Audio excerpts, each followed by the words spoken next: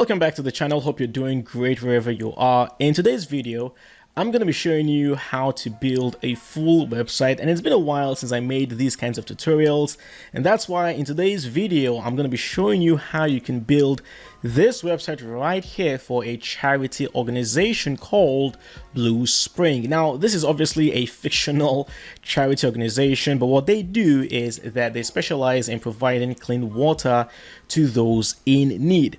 So I'm going to give you a very quick preview of what we're going to build together. This is the front page right here. We're going to have the header with the logo on the left, the main menu on the right, but then we're going to have this beautiful video background banner playing, and then the main title right there. There's going to be a separate section for the latest donors to the website, more on this a bit later, and then separate sections for our work, about us, and also get involved. We're going to have a footer in there as well. I'm also going to show you how you can build other pages within the website, like the about us page as well, and then also the get involved page. And then finally, I will show you how you can build the contact page as well, that will have a contact form as well as a Google Maps embedded on it. Now, to build this site, we're going to make use of the Astra theme. Don't worry, we're not going to be making use of the paid version. It's only going to be the free version of the theme to build a site. And then we're also going to make use of the Spectra page builder plugin, again, the free version of Spectra, to aid us in working with the Gutenberg page editor. So both Astra and Spectra plugins will be free.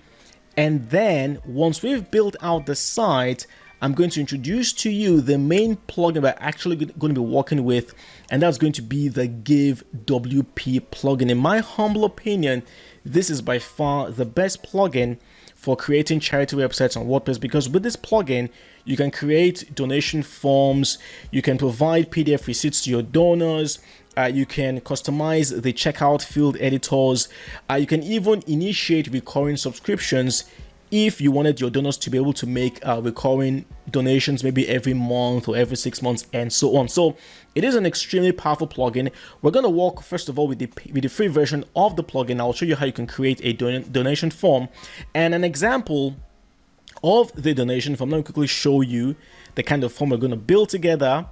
It's going to be a very, very simple form, but this is it right here.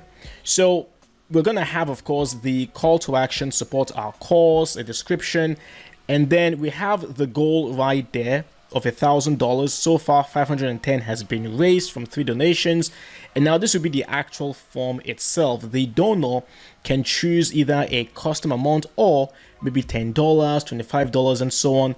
And then, of course, they will provide their first name, last name, their email address, their credit card information, and then they will be able to make their donation. So I'm going to show you how you can use this plugin to build out this kind of donation form and how you would actually accept donations from your donors. And then finally, I'll walk you through some of the premium add-ons for the GiveWP plugin. First of all, I will show you how you can work with the recurring donations add-on. This, of course, would allow your donors to make recurring donations automatically, extremely powerful. And then I'll also show you how you can make use of the PDF receipts add-on that would allow your donors to download their donations via a PDF format. So these are 2 very, very powerful add-ons. And if you're interested, by the way, in buying the GiveWP plugin, its add-ons, whether it's the recurring donations add-on or the PDF receipts add-on, I am an affiliate for GiveWP. What this means is that if you decide to buy any of their add-ons using my links, which you will find in the description box below, what that means is that I will get a small commission. So it's a great way to support me and support what I'm doing here on the channel. So thank you for your contribution and your help and your support. So that's basically it for today's tutorial. I will have all the timestamps down in the description box. Of course, we're going to go step by step. We'll build the header, build the footer, build the front page, move on to other pages before we begin to work with the GiveWP plugin. Let me also quickly mention that in a few days from now, I will be uploading a separate tutorial that will focus exclusively on the GiveWP plugin, where I'm going to walk you through on how you can make use of a few more of the premium add-ons that this plugin has. So if you're interested in learning more about GiveWP and learning more about their add-ons, because they have a whole bunch of them. Let me just quickly show you what I'm talking about. They have peer-to-peer fundraising, form field manager, fee recovery, funds and designations. They've got so many different add-ons. So if you're interested in learning more about this plugin and a bit more about the add-ons, be sure to check out that tutorial. I'll have a link in the box below if you're interested in checking it out. So that's it for the introduction to today's mega tutorial where we're going to build out this charity website. Let's begin. Alright, so before we get started officially, a couple of things to mention real quick. First of all, from past experience, I know that a few of you watching might want to use the exact same images and videos that I've used. So I'm going to provide to you all of these videos and images. It's going to be in a Dropbox folder. You'll find the link in the description box below. So you're more than welcome to make use of the exact same images and videos.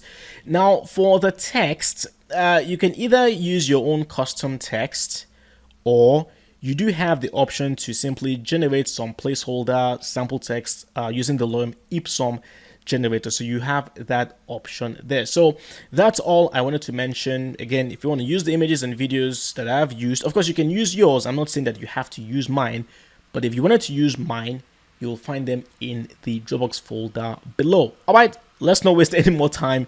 Let's get started. Alright, so first things first, for the website, I want you to do the following things. First of all, I want you to create 5 different pages. You can see right now I've created the About Us page, Contact, Get Involved, Home, and then our work pages. Now you will also notice that the home page has been set to the front page. To do that, of course, you come down here to Settings, go to your Reading, and of course set the static page here to home page home. You can leave the post page blank because we're not going to be creating a blog page on this website. And then for general, I've also added the site title Blue Spring. The tagline is going to be clean water for everyone. And then also, once you've done all of that, let's come down here to appearance, and then we're going to install Astra themes. I'm going to click on add new theme. And then search themes. I'm going to type in Astra in there. Astra. Let's go ahead and install the Astra theme. And of course, we're going to activate it. So now it is the dominant theme on our site. And now I'm going to go over to the menus and let's create the menus for our website. Now, the thing about the Astra theme is that you will have access to 2 different menus. So I'm going to create the very first one in here. This is going to be the main menu. That will be the name. And then I'm going to take this as the primary menu. Okay. And then we're simply going to add the pages, our work, Get Involved, Contact, and then About Us. Let's add them to our menu. About Us will be the first, and then our work, Get Involved, Contact. And let's go ahead right now and save the menu. All right, and then next we're going to create a new menu, and this one will simply be the footer menu. Now, what we're going to do here is we're simply going to set this as the footer menu, and then for the actual links involved in this particular menu, it's not going to be any pages that we already have on our site, or rather we're going to create some custom links. So to do that, of course, I'm going to come down here. Let's go to our custom links. And the very first link I'm going to add in here, just add a hashtag. The text title in here would be community. Community. All right, let's spell that correctly. Community. Add to menu. And then I'm going to add the hashtag. Add our partners. Our partners. Add to menu, and then the last link here will be, let's just call this conferences. Okay, conferences. Add that to the menu, and there it is. I'm going to go ahead right now, save.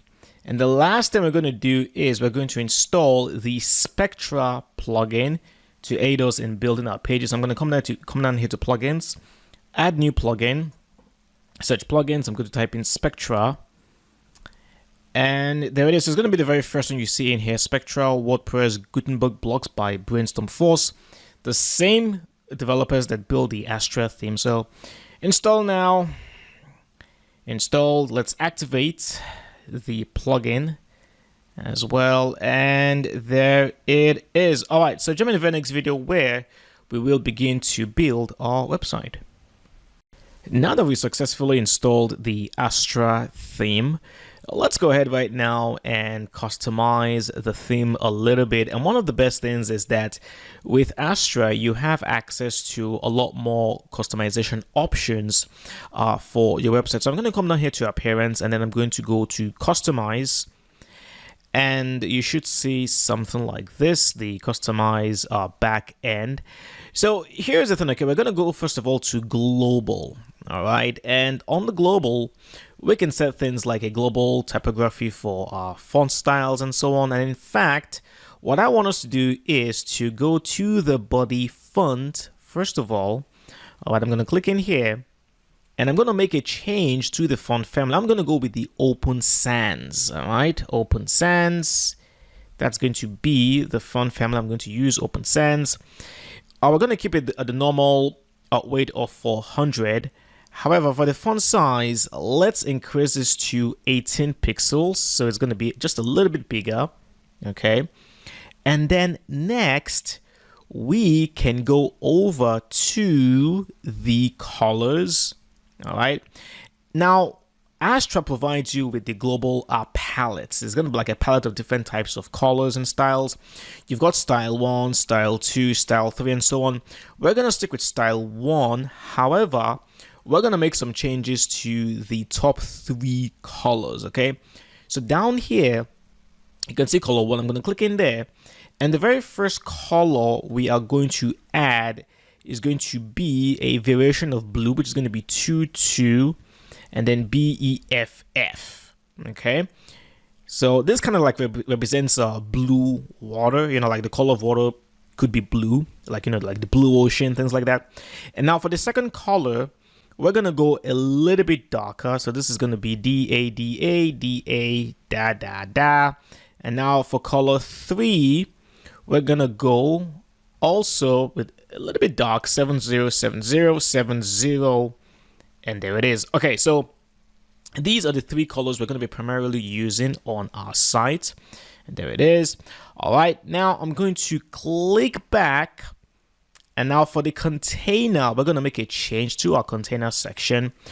Now the default in here is already set to normal. We don't need to change anything in here at all. The container style, the default is boxed. That's okay. However, for the container width, 1200 is quite wide. So what I'm going to do is I'm going to bring this down all the way to 875 pixels. So our content is just going to be a little bit narrower than usual. You're going to see the effects once we begin to publish content on our pages. And that is pretty much it. So I'm going to go ahead right now and hit publish. And there it is. So those are the main changes we've made to the Astra theme options. As we continue to build the site, we may come back and make some other changes. But for now, that's it. Jump into the next video where we will now begin to create the header for our website. Alrighty, now let's proceed to build out the header for our charity website. And what we're going to do here is we're going to click on the header builder just beneath the global link. Let's click in there.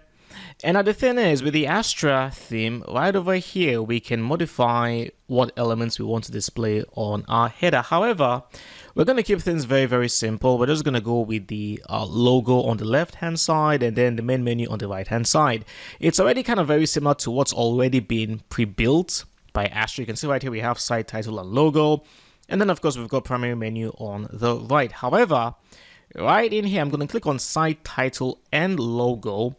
I'm going to select my logo, and of course I'm going to go with the logo I have in here, the Blue Spring logo. Select. Let's make sure everything is cropped in here. So I'm going to crop the image, and there it is. All right. Next, the logo width, we're going to keep that as it is, the default.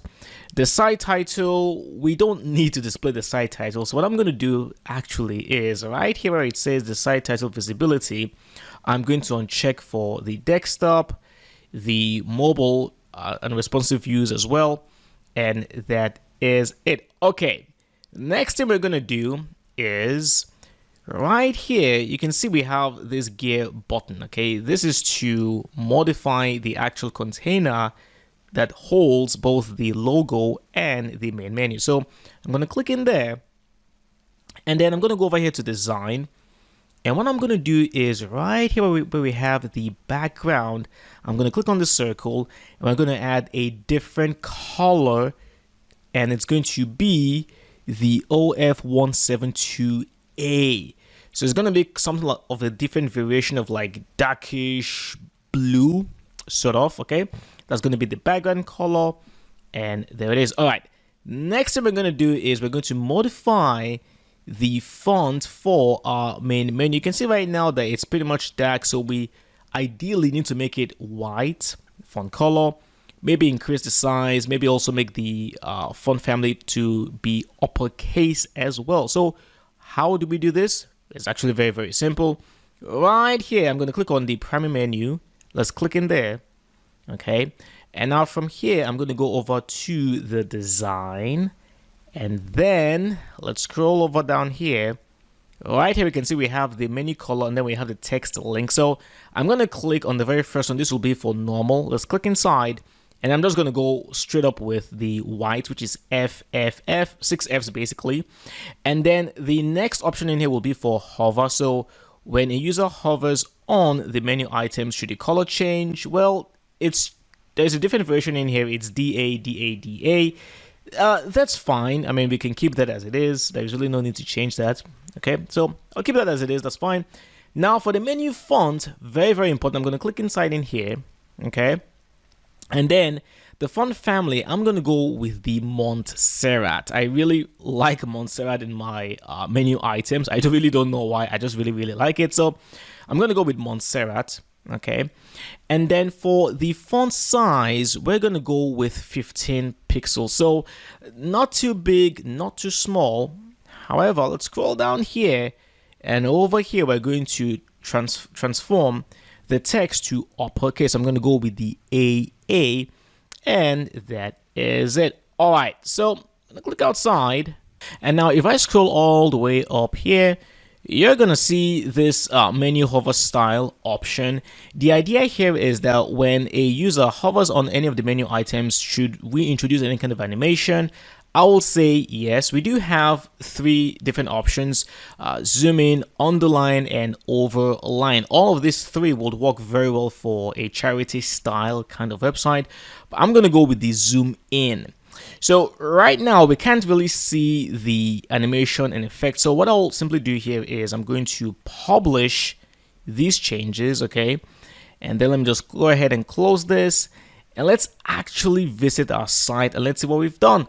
And there it is. Okay, and now you can see the animation and effect. When we hover on the menu items, you can see right now they kind of zoom in, and this is perfectly fine as well. So it's actually not bad at all. It's actually quite decent. However, you would notice that we have way too much space on the left and also way too much space on the right. Why don't we have our menu items a bit more closer to the edge, right? So what we're going to do here is we're going to expand the width of our header. So let's go back to appearance, go to customize, and of course we're going to go over to the header builder, and then right here I'm going to click on design and then switch from content width over to full width, and there it is. However, this is also a little bit of an extreme, because if I hit publish and I showed you this change, now you will notice that we have way too much empty space in the center. So let's try to compromise. How about we shift the logo a little bit more to the left? So check this out. I'm gonna go back in here, and then right here I'm going to click on the gear button holding the container. Okay, and now right here where we have padding, this is where the magic is going to occur. So first of all, I'm going to unlink the values in here because I want to give different values for all 4 sides. So padding at the top in here will be 15 pixels. Okay, padding on the right will still be 0. Okay, padding on the bottom will be 15 pixels as well. However, for the left hand side, because we want to push the logo a bit more to the right, let's give it 115 pixels. Okay, let's hit publish, go back in here, refresh the page, and there it is. Okay, looking a lot better than what we had originally. So that's it for now. Of course, we're still going to work with the header a little bit more later, but for now, this is fine. Jump into the next video where we're going to go ahead now to create the footer for our website. Now that we've successfully built out the header for our website, let's move on to the footer. And by default, what we have here is the copyright text, and then also the powered by Astra WordPress theme. We can definitely improve on this. So let's go over here to our back end. We're going to jump down here to footer builder. Now, just like with the header, building out the header, you have kind of like the exact same process. Over here, we do have the container for the above footer. We're not going to deal with that. Instead, we're going to be working with the primary footer container. And the thing is, by default, you would notice we have 3 columns. The first column in here, second, and then third. However, we only need 2 columns, one column for our footer menu, and then the other column for social media. So what we're going to do here is this. We're going to click on the gear button right there. Okay, and then here, switch the column from 3 to 2. And then for the layout, by the way, you have 3 different variations. You have 50-50, you have the 75-25 width ratio, and then you also have the 25-75 ratio. However, we're going to stick with the 50-50, okay? So let's go back in here. Now you can see it's to 2 columns. We're going to click on the very first column in here, and we're going to go with the footer menu. Remember, we created the footer menu in the very first lesson. Now, I don't like the default color in here. The blue color, I just don't like it for the link text. So let's change the color. We're also going to change the font size as well. So I'm going to click on the footer menu down here. And then from here, we're going to go over to the design. Okay, and then right here where you have link text, I'm going to click on the normal circle, and then we're going to go with this variation right here, which is the 334155. In all honesty, you could also go with pure black, which is 000000. So that's entirely up to you. I'm also going to make a change to the font size. I like 14 pixels, so not too big, not too small. One more thing though, let us change the alignment from the center to the left. Okay. Now, over here on the right hand side, we're going to add our social media icons. So I'm going to click on the plus button in here and then go over to social. Of course, every charity organization needs a way for people to follow them on social media, find out what they're doing. So we're going to add ourselves some social media. And by default, we do have Facebook, we have Twitter, and we also have Instagram. But let's add one more. Let's add YouTube. Okay, so I'm going to click on this social box right here. Okay, and then from here, you can see we have Facebook, we have Twitter, we have Instagram. Right here, I am going to scroll all the way down here to add YouTube. Okay, let's add the social icon, and there it is. But we can do much more. What I'm going to do right here is I'm going to show the labels. So we have Facebook, we have Twitter, Instagram, and then YouTube as well. I am also going to align the icons now to the right. Okay. However, obviously, we don't want the social media icons to be occupying 2 lines. It's always much better to have them on one single line. Okay, so we're going to jump down here to design. Okay, and then here, we're going to make some changes. First of all, the icon size, we're going to keep it consistent. I'm going to go with 14 pixels for the icon size. And then for the actual font size for the text, we're going to also make that 14 as well. Now you can see it's all on the exact same line, no more 2 lines. When it comes to the coloring though, you do have a few options in here. The default is custom. Okay, so in here right now, you can decide to go with a general color for all the icons if you wanted to. They will all have the exact same color and so on. However, you do have the option of going official, where now we have blue for Facebook, we have kind of like the very light blue for Twitter.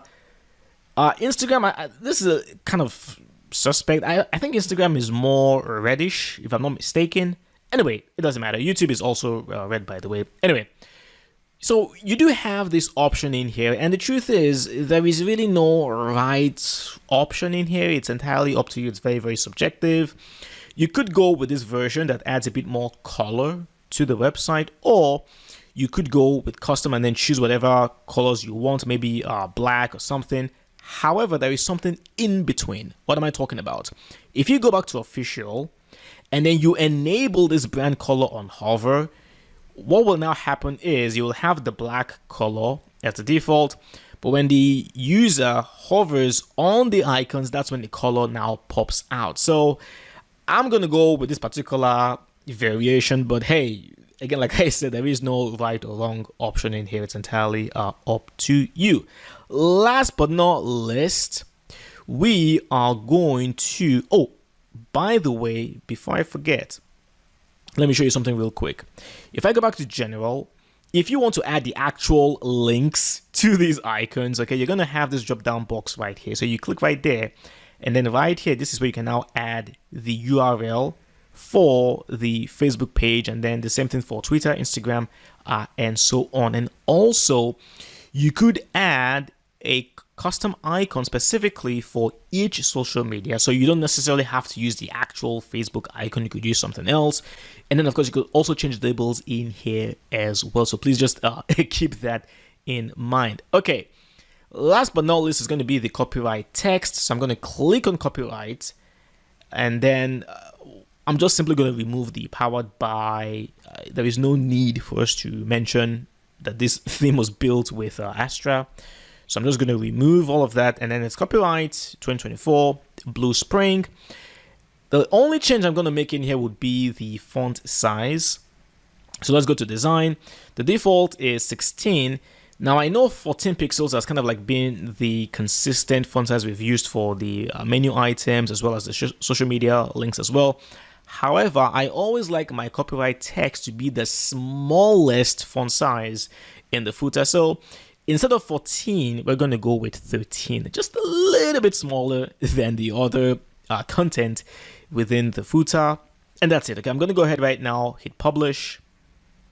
Let's go back to our home page, refresh the page, and there it is. We do have our footer built out. So we're still going to work on the footer a little bit more later on, but for now we have ourselves a decent header as well as a decent footer. Join me in the very next video where we'll now begin to build out our front page, beginning with our banner. Okay, so with the header and footer built out, it is now time to begin to build out the home page. And the very first thing we're going to do in here is we're going to add the banner. It's going to be a video playing in the background. And to do this, okay, we're going to first of all add a container. So I'm just going to click on the plus button in here.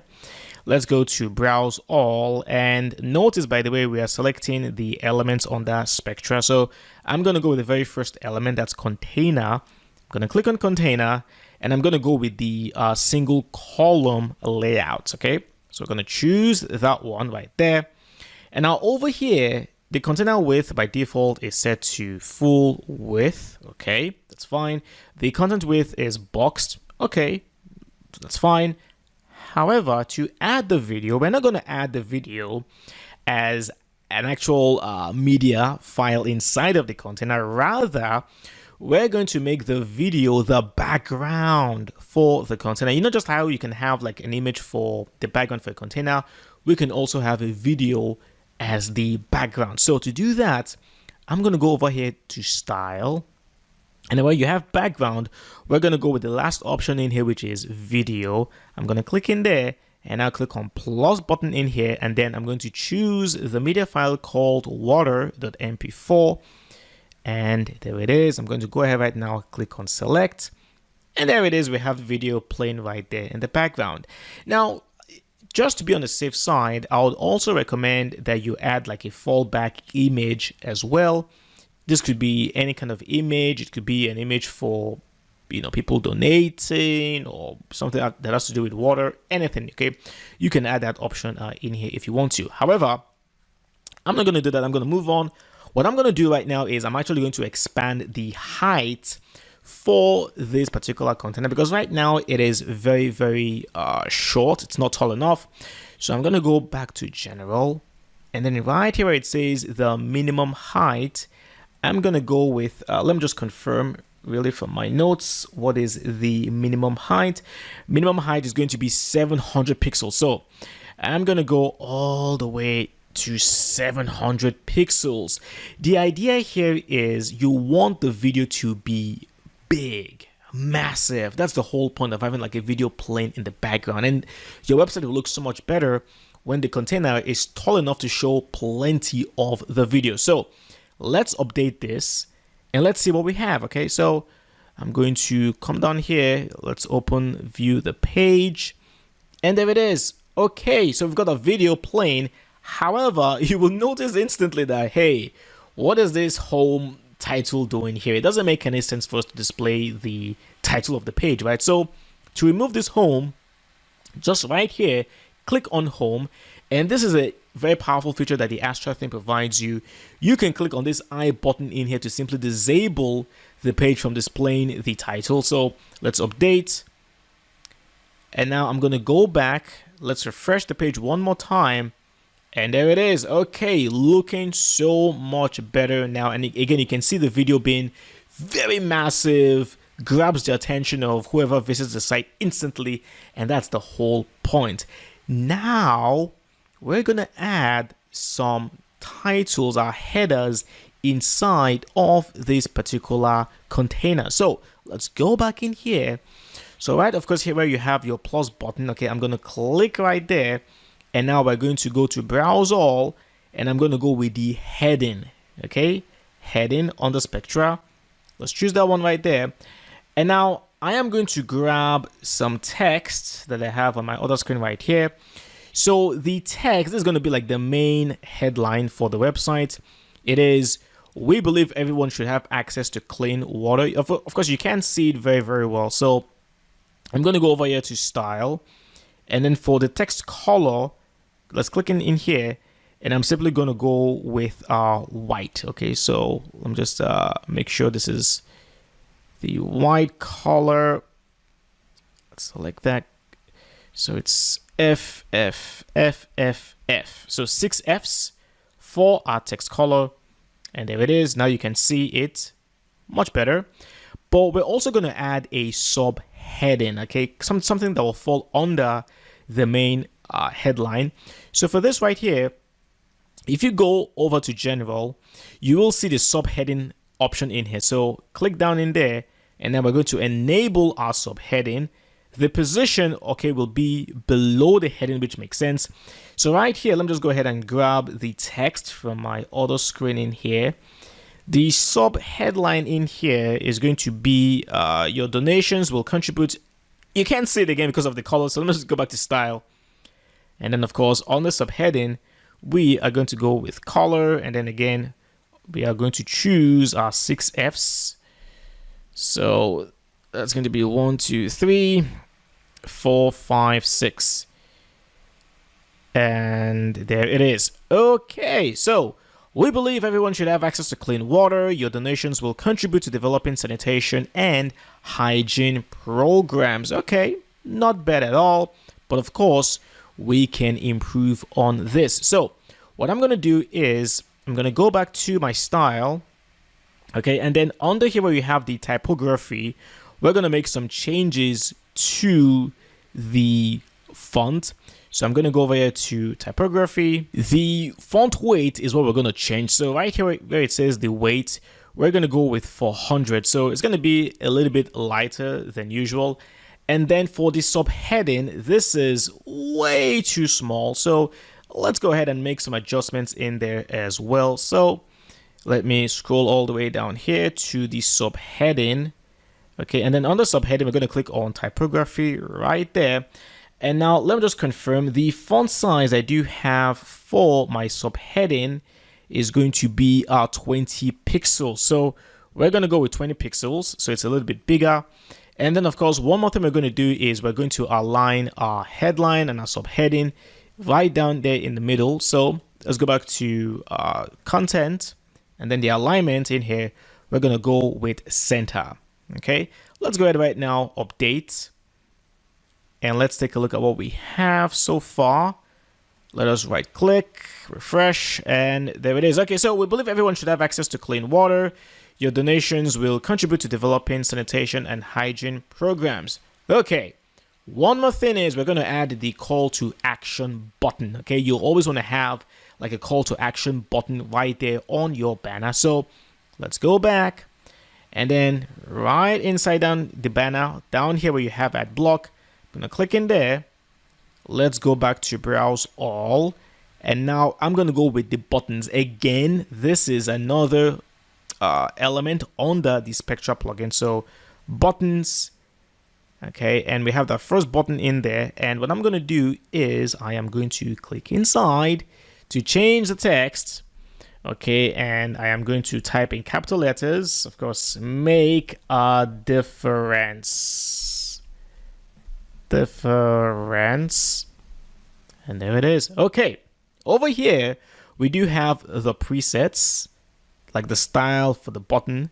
So I'm going to go with the first one in here, which is square. Okay, and then of course you have your text in there, but I'm also going to make a slight change to the color for the background. We're going to go with the light blue. So I'm going to go over here to style, and then where you have background, I'm going to click inside, go to color, and then we're going to choose our primary color in here. Okay, so it's going to be the light blue version, and there it is. I'm going to go ahead right now and simply update, and let's see what we have. Refresh the page, and there it is. Okay, not looking bad at all. However, it might be a little bit difficult for people to read the subheading. Okay, it's not very clear. So one thing we can do is that we can add kind of like an overlay, a dark overlay to the video, so that the text becomes a bit more legible, to be able to for people to be able to read it better. Okay, so let's go back in here, go over to a container. Okay, make sure the container is the one that's been selected, and then we can go over here to style, and then if we scroll down, you'll see the overlay type right here.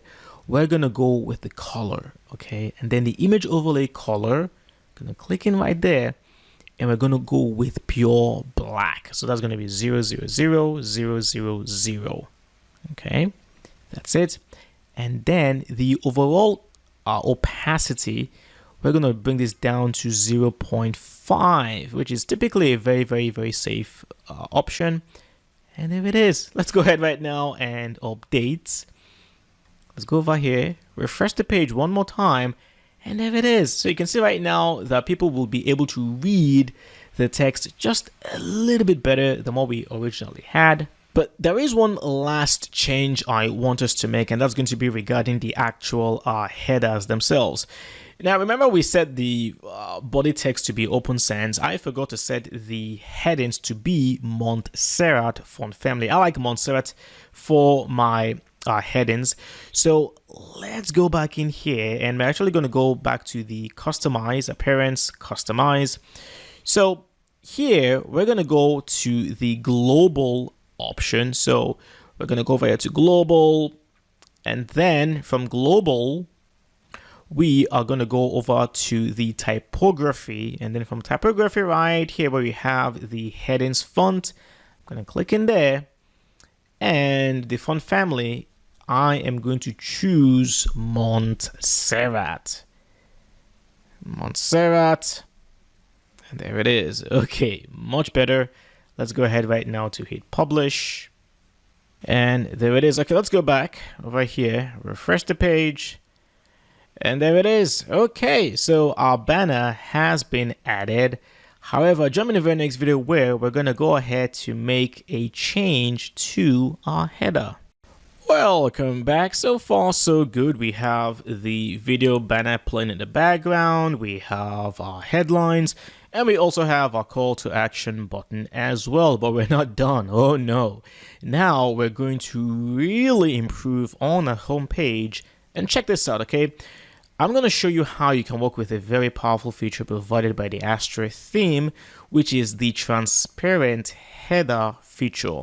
The idea here is that instead of having the background color for the header, why not just have a transparent header that has no background so that the logo and the main menu can simply blend into the background for the website, for the video basically. So to work with this, where you have your header builder, right here you will see the header types. We only have one, which is the transparent header.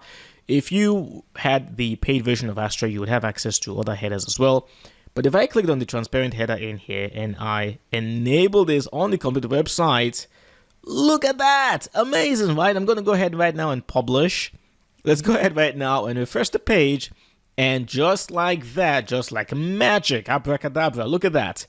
The homepage now looks so much better. This is one of the reasons why I am such a big fan of working with transparent headers. However, don't start drinking the champagne or breaking the glasses. Relax for just a moment, because transparent headers don't always work. In fact, most of the time, they're not actually the best option, because even though it works well on the homepage where we have a video playing in the background, what if we went to another page like the contact page as an example? Look at that. We can't see the logo and we can't even see the main menu because we have a white background and the text is all white. And obviously there is no background image or background video that would allow us to actually see the logo and the main menu. So what you want to do is to enable the transparent header only on pages where you have some sort of like a background image or a background video playing. So how do we do this? I'm going to go back in here and I'm going to disable the enable on complete website. Don't worry, it's still going to work. I'm going to hit publish. All right, to go back to our previous change. And now if I go to the home page, okay, edit this page, we can actually enable the transparent header specifically for the home page. So to do that, go over here to Astra settings, and then you will see advanced settings in here. You go over there, and now in here, just hit enable, and there it is. Return to post, update the page, and now if you were to view this page on a separate tab, voila, transparent header is back for the home page. But on other pages, we still have the default background color. Let's make a few more changes, okay? I'm going to change this background color because it's a little bit too dark for my liking. I've actually had second thoughts. Let's go with something a bit lighter because, you know, it's a charity website. We're talking about water. So let's go with something a bit lighter. Let's go back to customize. And now over here for the container holding the header, we're going to go over here to design, and then right here background, I'm going to give you a new variation, which is going to be 678CB1, and there it is. So it's much lighter than what we had originally, and I think this is better. Let's go ahead right now and hit publish. Let's check it out, refresh, and there you go. In my humble opinion, this is much better than what we had originally. I'm going to close this, but then for the home page, let's make a few more changes. First of all, let's change the font sizes a little bit more, but let's make them a little bit bigger. So for the main headline, we believe everyone should have access to clean water. I am going to click right in there. Okay, we're going to go over here to style, typography, and then the font size. I have tested this. I'm going to go with 48 pixels.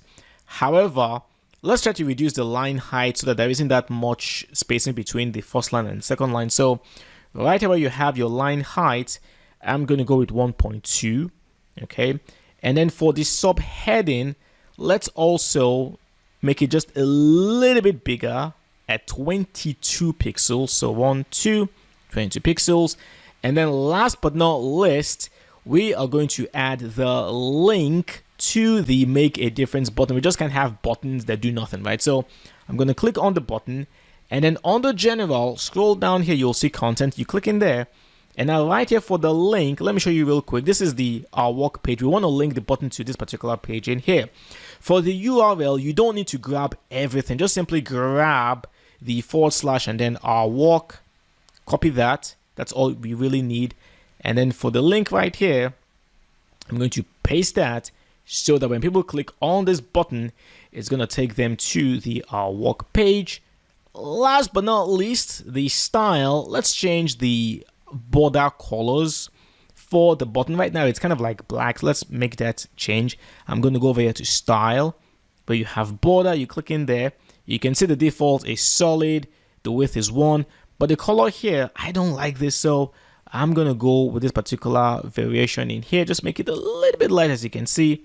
Update, and let's view the page. What do we have?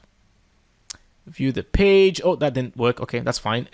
I'm going to open this up in a new tab. That's okay. Homepage, and there it is.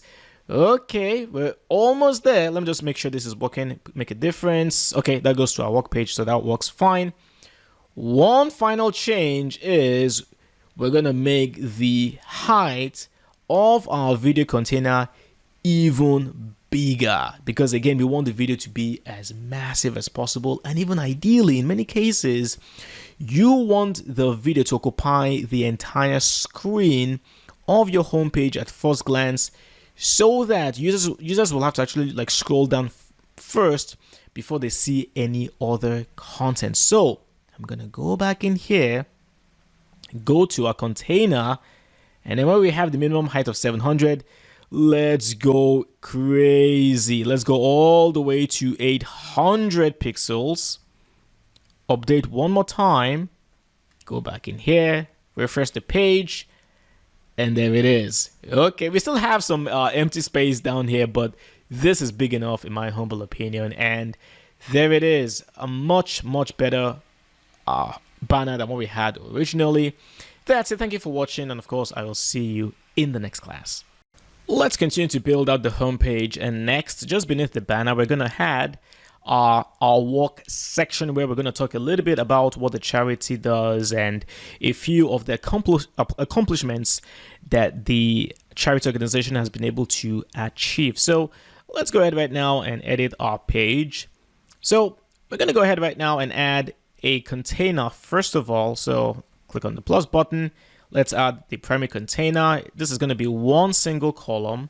And now in here, click on the plus button again to add a new block. It's going to be the heading, and the title of our header here is going to be our work. I'm going to make this an H3. All right, it's not going to be too big. Align that to the center. We're not going to be working with any subheading. However, I would like to add a separator just to add some flair to the title. So the separator here is going to be solid. It's basically going to be an underline. And now on the style, I'm going to change the color to our primary, which is going to be blue. And then for the separator, we're going to change the width so that it covers our work just a little bit. So 20 sounds about right. Thickness, I'm going to bring this one down to 1. The color is going to be the primary color that we have right there. And that is it. Next, we're going to add some paragraph, some text, okay? Now, the interesting thing about the Spectra Page Builder plugin is the fact that even though you do have access to a lot of different elements, they don't have one for paragraph, which is just very odd. But that's fine. We're going to make use of the one provided by Gutenberg themselves.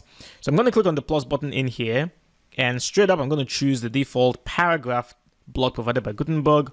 I have some text in here which I'm going to paste, and that's the text right there. Millions of people in impoverished communities lack access to clean drinking water and so on.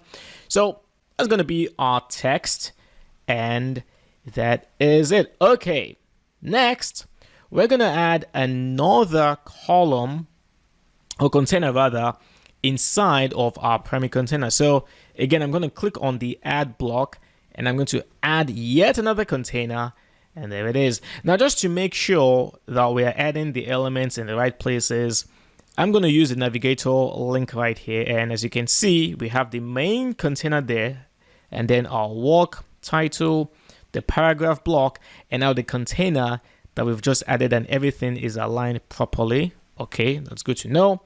Now, inside of this sub container or inner container that we've added, I'm going to add yet another block. And this block is going to be the info box block. You're going to see what it does in just a moment. Let me click on it. And there it is. Now, the wonderful thing about this particular kind of element is that you have access to 3 different content to work with. You have your icon, you have your header, and then you also have some paragraph text as well. So I'm going to work on the very first one in here. What I want to do is I want to add an icon, but it's going to be that of a bottle. So right here where we have icon, I'm going to click inside. I'm going to search for bottle. It's the wine bottle right here. I'm going to insert that icon.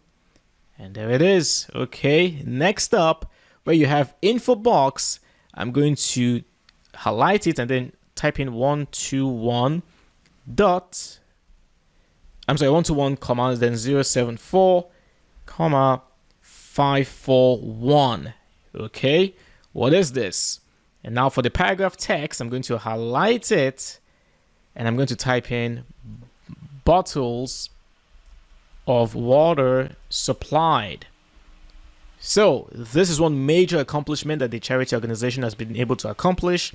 They've provided over 120 million bottles to people that need it, and that's fantastic. So now we're going to go over here to the styling. All right, so on the style, now for the color for the icon in here, I'm going to go with the primary color, which is going to be blue. However, the width, we're going to make it much larger. So let's go all the way to 70. I think that's a pretty good spot, 70. That should be fine.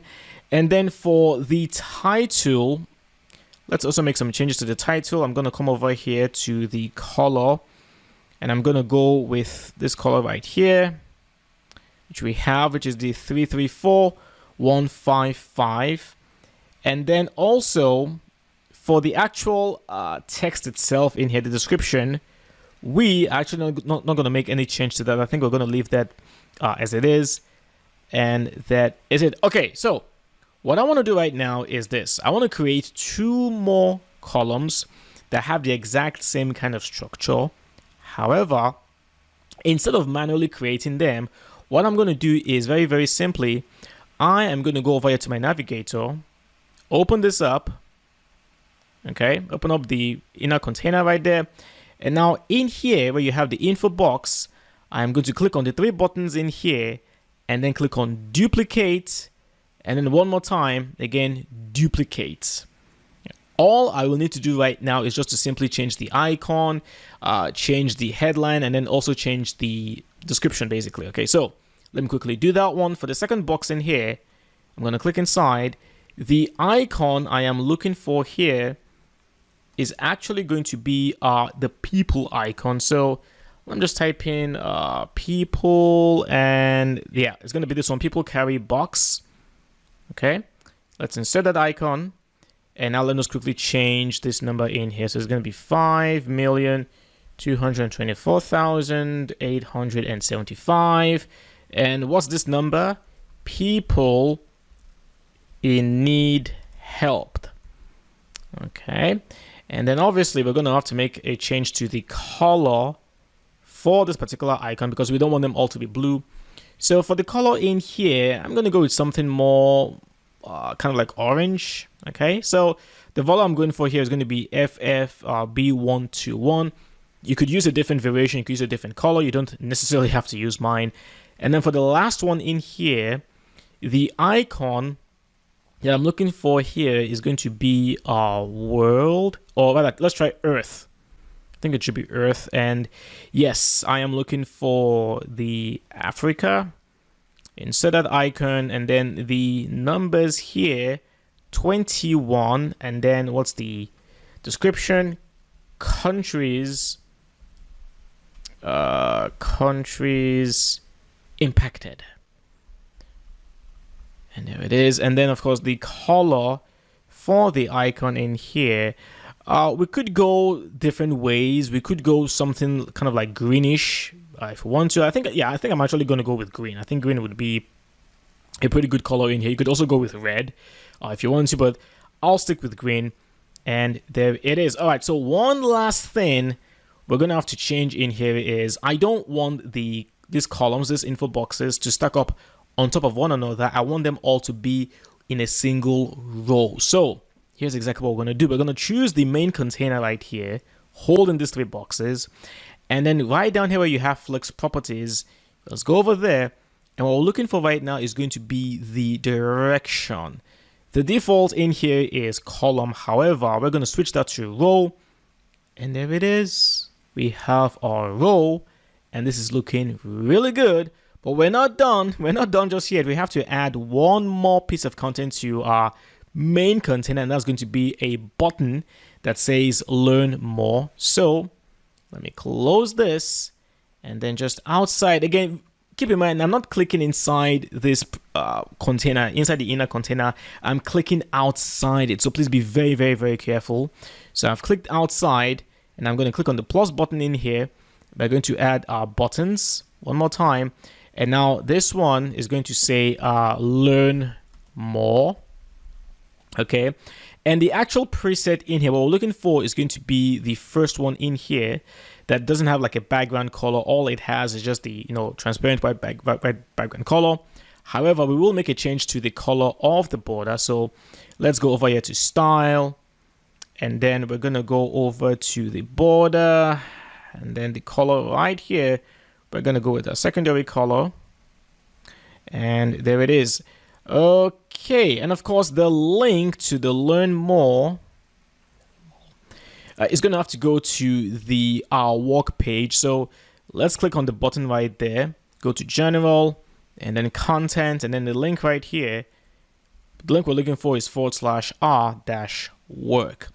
And that is it. I'm going to go ahead right now and update. Let's view our page. Let's scroll down here. And there it is. Not bad at all. However, we do have a slight issue, and that's the fact that the work headline right here is too close to the video. So let's add a little bit of some padding between these 2 containers. So let's go back to editing the page. Okay. So we're going to add the padding to the second container right here, the main one. So again, you can use the navigator link right in here just to make sure that you're selecting the right element. You can see we're adding the padding to the main container holding everything. So this is selected. So I'm going to go over here to the style and then spacing right here. We're going to add plenty of spacing. The padding, I'm going to unlink the values first so we can add different values for each side. So from the top, it's going to be 50 pixels top, and then also bottom. Let's keep it consistent as well. We're going to go with 50 pixels in there. Update. View the page one more time. And okay, that's looking much, much better. However, we could still make one final change, and that is maybe try to reduce the spacing between the separator in here as well as the text that we have. And the easiest way to do this would just be to simply push up the separator a bit closer to the title. So edit page, and we're going to click on the button, or rather the title, excuse me. Let's go over here to style, and then where you have the bottom spacing, just bring this to 0, and that's it. Update, view the page, and voila, much, much better. So that's it for building out the our work section. Join me in the very next video where we'll continue to build out our homepage. Next, let's go ahead to add the about us section just underneath the our work section. So I'm going to go ahead right now, add our container. It's going to be one column. Let's click inside in here. Let's add our heading, and it's going to be about us. About us. Let's make this an H3. Align to the center. We're going to change the color here. We're going to go with the primary color of blue. And now we're going to add some content. It's going to be some text on the left and then a video on the right. Now, you might be thinking, okay, we're going to need like a 2-column container, but not necessarily. One thing we could simply do here is we could just click right in here, click on plus. Now there is going to be a particular element called media and text. You're going to find that under Gutenberg. So the media section, you'll have the media and text block right here. Now, there's obviously other ways how you can create what we're going to create. You could simply use a container with 2 columns. One column will contain the paragraph text, while the other container, or column rather, will contain the video block, which of course you can find under media as well. But we're going to go simply with the media and text block. So right here, as you can see now, we can add the video. I'm going to go to my media library, and I'm just going to use the exact same video as the banner. So select that one. And then for the content, I've actually gotten some text in there, which I'm going to paste. And there it is. Now, I prefer to have the text on the left and then the video on the right. So to make that switch, I'm going to click on the video. And now right here, you can see we have the link that says show media on right. So I'm going to choose that one. And there it is. So let's make a few more changes. For the actual text, I'm going to give it a custom size of 14 pixels. So I'm going to click on the paragraph block right here. And then where you have typography, I'm going to click on the link right in here. And then the custom size, we're going to go with 14 pixels. There it is. A few more things to add. We're going to add a color background for this particular section because we want to separate it from the work section that has a white background. So ideally, you want to use a different background color to separate your container. So I'm going to click on the main container. Let's go over here to style. And then background type here is going to be color. And we're simply going to choose secondary color right there. And that's going to be the background color. And of course, do not forget, we need to add some spacing as well. So let's go over here to style, spacing. And we're going to keep it consistent. Remember, we added 50 pixels for the work section. So 50 pixels and then 50 pixels for the bottom in here as well. And okay, one more thing. We're going to add the button that will link to the About Us page. So let's quickly do that. So right in here, I'm going to click on the plus button, just right here at block. This is going to be the buttons. And of course, in here, I am going to say learn more. Learn more. And now for the preset, we're going to go with the plain background right there. And we're going to keep the default blue color. And of course, the link should say /about, /about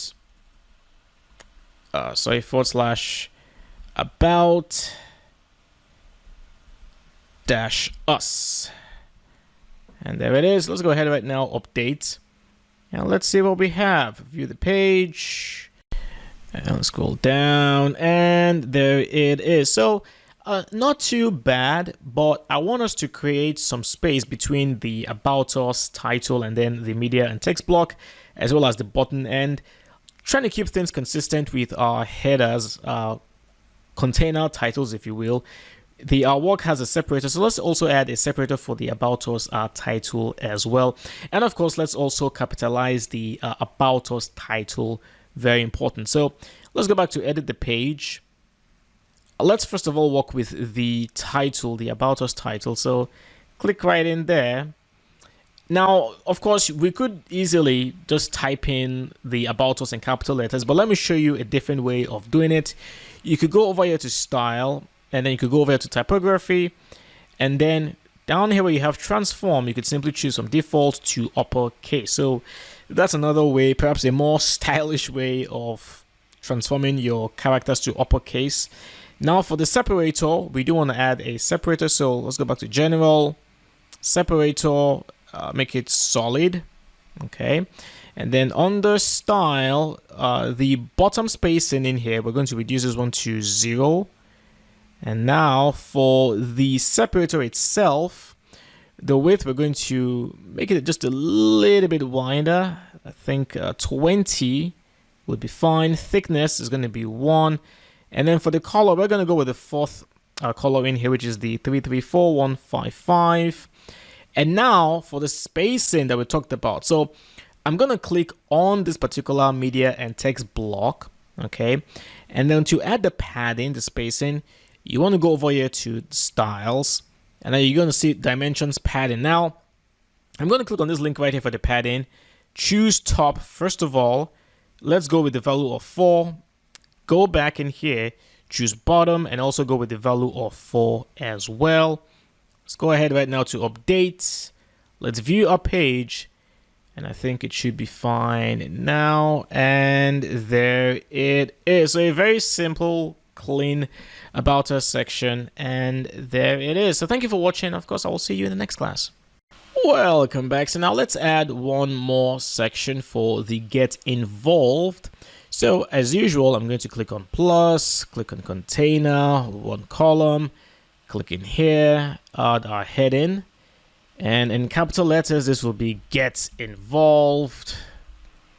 Let's align that to the center, make it an H3.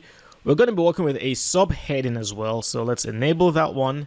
And I do have the text in here. It says, this is your chance to take a step toward ending the water crisis by joining our cause. We're also going to have a separator as well. Why not? So let's go over here to style, change the color of our header to blue. And then bottom spacing in here, we're going to set that one to 0. For the separator, the width, we're going to expand that just a little bit to 24. I think that's fine. Thickness is 1. The color, we're going to go with the secondary color. And there it is. Okay, now we're going to do something very interesting. We're going to add 3 different images that will overlap themselves. Now, how do we do this? Well, first of all, we're going to add our image block or our container.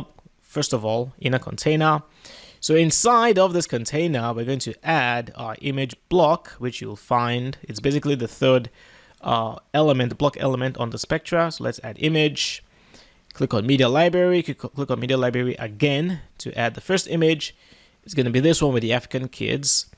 Now, I want the images to be circular. Okay, so to do this, I'm going to go over here to style. And then when you have a radius, I'm going to add a value of 150 pixels. So left, right, top, bottom, everything is now in the circle. And as you can see, the entire image has now become circular. However, I'm going to be working with 3 images. So what I'm going to do here is very simply right in here, options. I'm just going to go ahead right now and duplicate.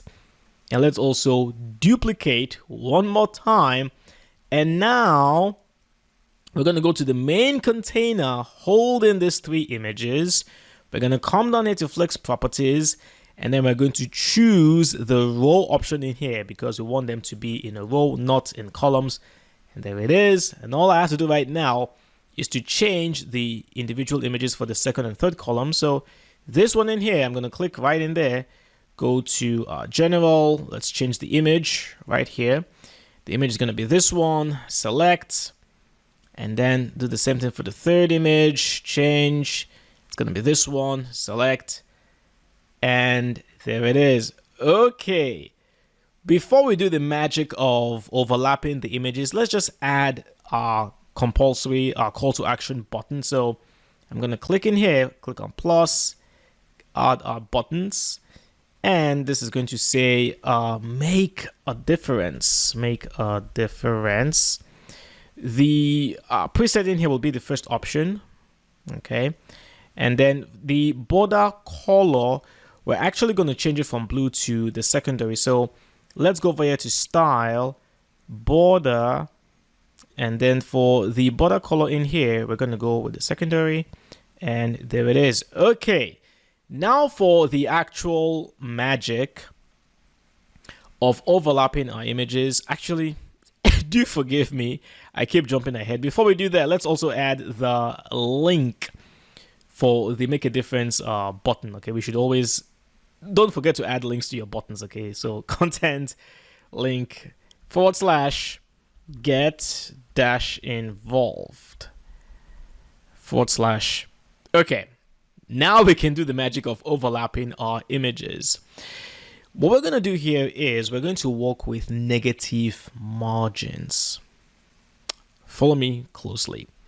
I'm going to click on the first image in here. Okay, go over here to style.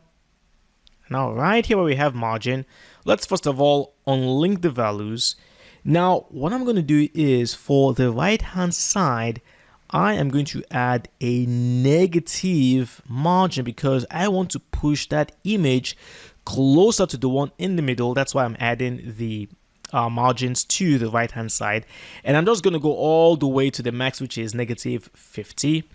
Now I'm going to go over to the left, to the right image in here on the right column, and do the opposite. I'm going to add the negative margin. Sorry, I forgot to unlink the values. Let's unlink. I'm going to add the negative values to the left hand side. It's going to go all the way to 50, just like we had with the first one. And now the images are already overlapping, but guess what? We can also do something similar to the one in the middle. So I'm going to click on the image in the middle right there.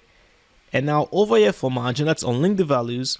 For the right, I'm going to give it a value of -25 pixels, which is going to be half of 50.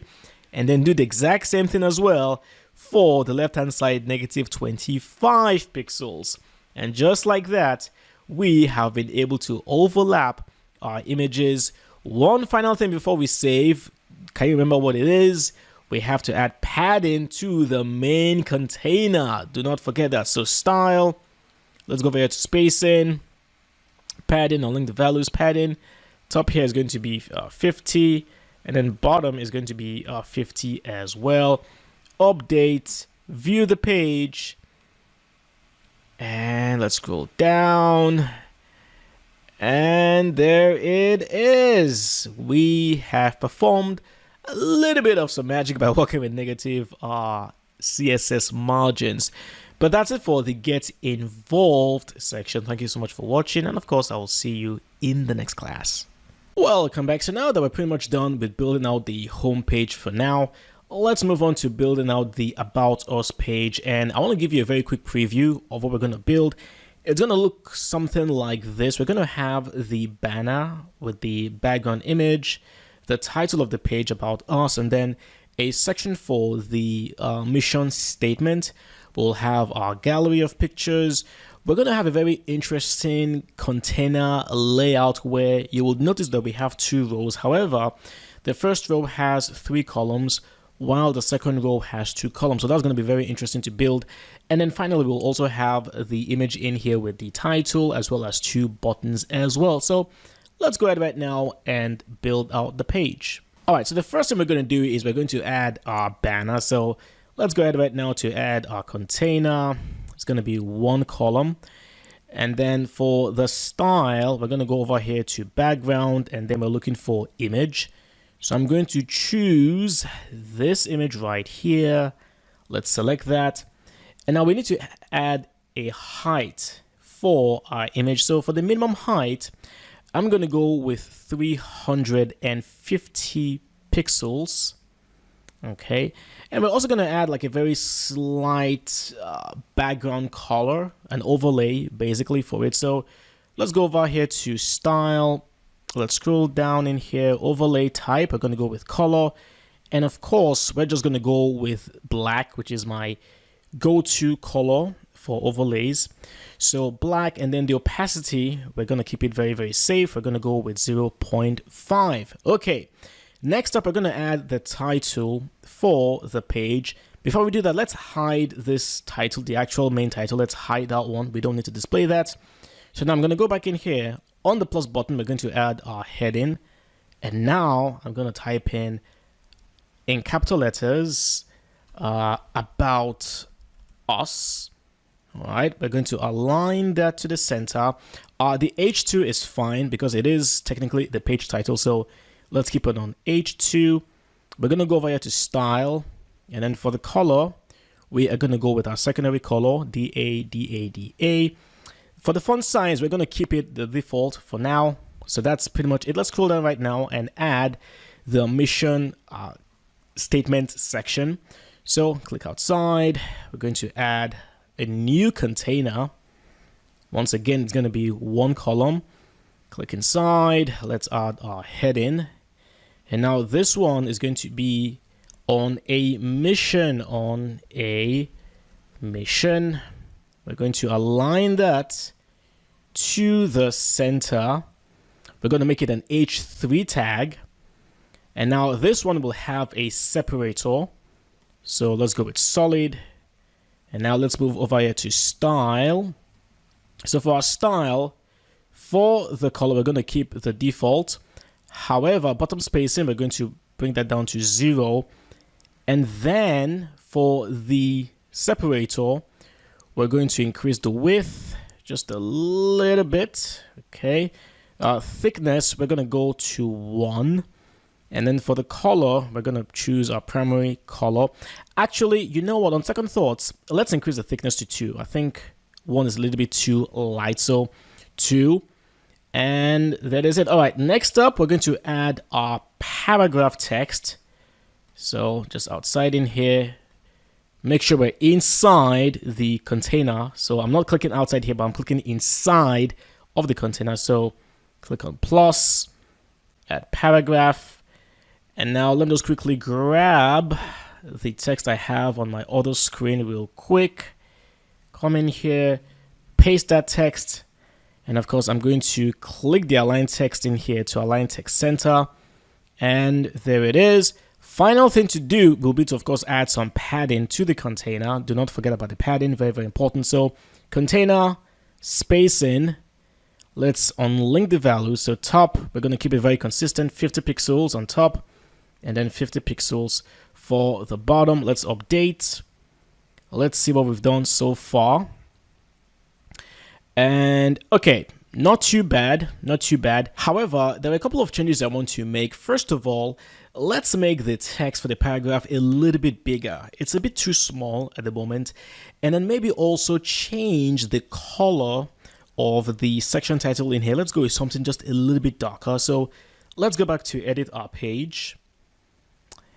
And I'm going to scroll down. All right. So for the on a mission, let's go over here to style, color. I'm going to go with the fourth choice I have in here. And that is the hexadecimal value is going to be 334155 if you want to use the exact same value. And then for the paragraph text, I'm going to click inside.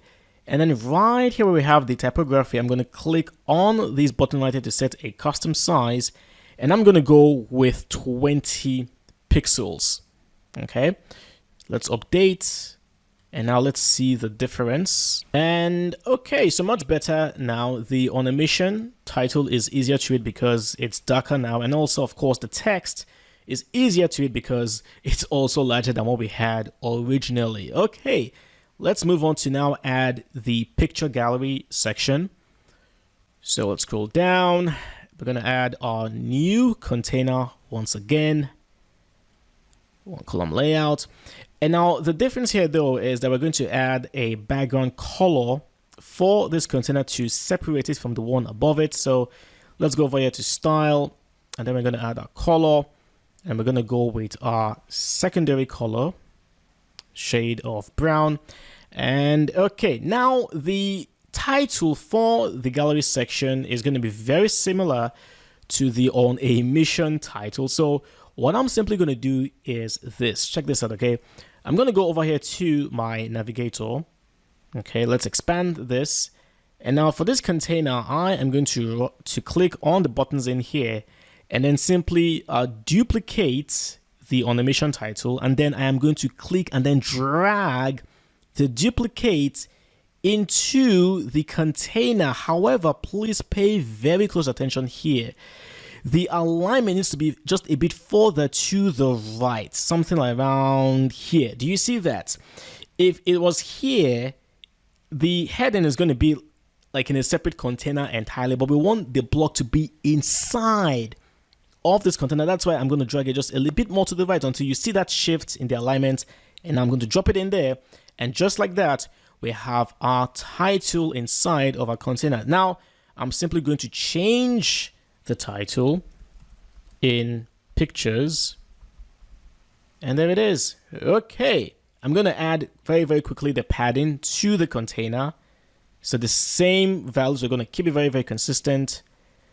Padding on top is going to be 50 pixels. Padding at the bottom is going to be 50 pixels as well. Now let us add our gallery. So right in here, I'm going to add block. Now this is where I need to explain something very interesting. With Spectra, you actually do have access to a gallery block. The problem, however, though, is that currently, as of the time of me making this particular video, there is a bug. Let me show you. The block is called the image gallery block. Now, if I click in there and I can select my images, let me just select very quickly, just 1, 2, 3, 4, create a new gallery, insert into the gallery. Now, here's the thing. My original idea was to actually display this as a carousel. So we have like the images sliding in from, from left to right, right to left, something like that. However, it looks good from the back end in here. You can see it's working properly. However, if I update and now I view the page and I scroll down, look at that. It's not working. So I do apologize. I'm not entirely sure what is going on here. I will try to reach out to Spectra, the developers, and see if maybe there's a solution. But if you're watching this video, I would recommend that you try, first of all, to display your pictures in a carousel format and see if it works. If it doesn't work, let me now show you our alternative. And that's why, as a web developer, you need to be flexible as well, because sometimes a particular kind of effect, or maybe there's a particular style you want to display your content in, if it's not working, you need to move on to plan B. So let me show you the plan B. I'm going to go back to edit my page. Okay, so we're going to remove the image gallery block by Spectra. Unfortunately, it's a pretty cool block, but it doesn't work. So I'm going to use my navigator in here and then simply click in here, delete that. So what we're going to do is, instead, we're going to add the gallery block provided by Gutenberg themselves. So you will find that in media, and you'll see right here we have gallery. So I'm going to select gallery. Let's go to our media library. I'm going to pick out 6 images, 3, 4, 5, 6. Let's create a new gallery, insert into the gallery, and there it is. So resolution, you can go medium, full size if you want to. I like to keep my resolution at full size. And then for the style, if you wanted to, you could also add things like your border to your images. If you wanted to, you could even add like a border radius as well to make them circular. You do have these options, but I'm not going to go with any of those. I'm just going to keep things as simple as they are right now. Update. Let's view the page. Let's scroll down, and there it is. So it's not exactly what I had in mind originally, but this will have to do because the image gallery block for Spectra isn't working. Okay, what I'm going to do right now is I'm actually going to stop the video and join me in part 2, where we'll continue to build out the About Us page. Welcome to part 2 of building out the About Us page, and as you can see, this is what we're going to build out next. We're going to have 2 rows. The first row will have 3 columns. The second row will have 2 columns. And then we'll have our image with the title as well as the buttons. So let's go ahead right now and build out real quick. We're going to add the usual container. However, instead of the usual 1-column container, we're going to go with 6 instead. You can see the option right here for 6 containers. So I'm going to choose that one, and I'm going to add, first of all, to the main container, the usual padding. So do not forget your padding, 50 pixels on top, 50 pixels at the bottom as well. And all right, next we're going to add the title. So remember what we did earlier. I'm going to simply duplicate the On a Mission title. So let's duplicate it, and then I am going to expand the latest container. You can see we have the 6 inner containers right there. So I'm going to drag the duplicate title and I'm going to drop it directly above the first container. Notice I am not putting it inside of any one of these containers. Instead, I am putting it directly above the first container. And there it is. Just like that, we have our title. Let me quickly change the text from on a mission to core values. Make a few changes real quick. Of course, the separator is a bit too long. So let's change that. I'm going to go over to separator, the width in here. Let's bring that down to 20 pixels. I think that should be fine. Okay, let's now build out the very first container in here. So I'm going to click on plus. We're going to add the info box block. Okay, and let's edit the very first one in here. First of all, I'm going to change the icon from the check mark to medal. So I'm looking for an icon that looks like a medal, and it's going to be this one right there. Insert the icon. I'm going to change the title in here to integrity. And of course, I'm going to grab my text that I have on my other screen, and I'm going to paste that text right in there. And there it is. Let's do some styling right now. So let's go over here to style. First thing we're going to do is the view. We're going to change that from the default over to that of the framed. Okay, so it's going to be framed, and then the shape of the frame will be circle. We're going to keep that as it is. But now for the colors, we're going to change them. Let me just simply grab what I have in here for the color. So I'm going to click on the normal color right here, and I'm going to paste the color I have. The value is EBCB18 in case you're interested in using the exact same color. I'm going to keep it consistent for the background color as well. And then also for the hover effect, we're going to keep it exactly the same. So basically no hover effect. That's what I'm trying to say. So paste those colors, and there it is. All right, next up, we're going to change the width from 30. We're going to go all the way to 70 pixels. Okay, 70. And then padding is going to be very, very important to create space between the frame and the icon. I'm going to go with 15 pixels across all four sides, actually. So we have 15 pixels right there. And then one more thing we need to do would be to add a margin between the title and the icon. So let's go over here to title. And then for the margin, I'm going to first of all set this one to 0 for bottom. And then we're going to give it 10 pixels for the top. And there it is. Okay, I'm going to go ahead right now and update. And let's just take a look at what we've done so far. And okay, so not bad at all. We have the very first container built out. Looks okay. Now, let me show you the very, very quick method of building out the remaining 5 containers in here. So let's go back to edit the page. Let's go over to our navigator, expand the last container. Okay, so here is exactly what I am going to do. I am simply going to duplicate this particular container that we have already. So I am going to go right now and then duplicate. Let me just scroll down in here so you can see it live. We're going to go ahead and duplicate again. Go ahead and duplicate again. And then go ahead and duplicate one more time. And now all we have to do is to simply delete the ones that we do not need. I think it's going to be one more. And there it is. And just like that, we now have our layout in such a way that the first row has our 3 columns. And then the second row has 2 columns. So all I need to do right now is to simply edit the individual containers, change the icons, change the colors, and of course change the text for the title and the paragraph. So I'm going to pause the video and resume once I've made all those changes.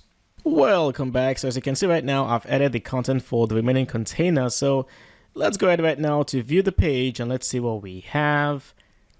And there it is. We have collaboration, dedication, respect, and boldness. However, you may instantly notice that the containers all don't have the exact same height.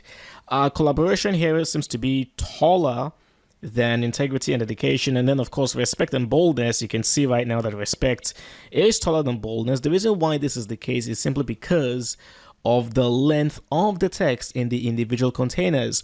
You can see that collaboration has just a little bit more text, in fact by one extra line, while the respect container has a lot more lines of text than the boldness container. That's why you have this misalignment. Thankfully though, there is a very easy fix to this, so I'm going to show you how to fix this. What you want to do first of all is to go to the main container holding all the inner containers. Under general layout, set this one to equal height first of all. So by saying, hey, we want the containers inside of this main container to be all of equal height. Next, you can go to the individual containers. In this case, I'm going to go with the first one in here, integrity. Click in there. And now where you have flex properties, you can change the justify content to flex start. So now we are pushing the content all the way to the top. I'm going to do the exact same thing for the dedication container as well. And then do that one for the respect container. And that is pretty much it. Let's update one more time. Let's go ahead right now, refresh this page. And there you go. One other thing you could also do, although it's not the classiest fix, however, it's very, very effective. You could also try to edit the actual text inside of each individual containers so that they all have the exact same number of lines. Of course, you can change certain kinds of words. You can swap long text words for shorter versions and vice versa. So that's another way how you can ensure that your containers are all of the same height. Just make sure that the lines of text inside each individual container is consistent. All right, let's add the very final container. So I'm going to go back in here, create a new container. However, let me show you an even quicker method. The final container is going to be quite similar to what we have in here, the main banner. So what I'll simply do, as you might already have guessed, is to duplicate the main container at the very top, duplicate, and then drag that one all the way down here. Okay, and now we're going to make our changes. First of all, for the layout, this isn't going to be full width. On the other hand, it's going to be boxed. And then the minimum height in here, we're going to set that one to 450 pixels. I am going to change the contents of the image right here. So I'm going to go over here to style. And now for the background image, we're going to go with this one right there. Let's select that image. And now we're going to change the text as well. Let me just quickly grab the text I have in here real quick. Go over here, change the title, paste that text. We're going to change it to an H3, but we're also going to make some changes to the actual typography. So let's click on the text, go over here to style. The color, we're going to keep it as it is. However, the font size, I'm going to go with 30 pixels. 30 pixels. And then the font weight, we're going to drop down to 300. And there it is. Last but not least, let's add our buttons. So I'm going to click on the plus button in here. Let's add a new block. Let's go to browse all. Let's add the buttons block right there. So the first one in here, the text in here is going to be in capital letters, career opportunities. And the pre-text in here is going to be the first one that we have in here. Let's go over here to style. We're going to change the color and also the border color as well. We're going to go with a secondary color. And there it is. And then to add the next button, you can just click right there and then you will have plus. So I'm going to click on plus to add the new button. Let's go to change the text in here. This is going to be fundraisers. And for the pre-text, it's going to be the exact same one. Go over here to style. We're going to change, again, the colors as well to the secondary color for the text. And then for the border, change the color right there. And there it is. I'm going to go ahead right now, update. Let's view the page. And let's scroll down. And there it is. Okay, one more thing we need to do is to add some margin to separate the image right here from the footer. So let's quickly do that. It's not padding, it's going to be margins this time. So let's go back. Let's select the container, the final one. Go over here to style, scroll down. We're going to go over here to spacing. And now margin for the bottom is going to be 50 pixels. 50 pixels. Let's update. Go back in here, refresh the page. Let's scroll down. And there it is. So we do have 50 pixels of space between the footer and the last container. And there it is. We have successfully built out the About Us page. Thank you for watching, and of course, I will see you in the next class. Welcome back. So now let's move on to building out the Get Involved page. The Our Work page, we're going to talk about that a bit later, but let's go straight to the Get Involved page. And let me give you a preview of what we're going to try and build. We're going to have a very similar structure, the banner with the title, to what we have on the About Us page, as you can see. So we're just going to change the background image and then the title of the page.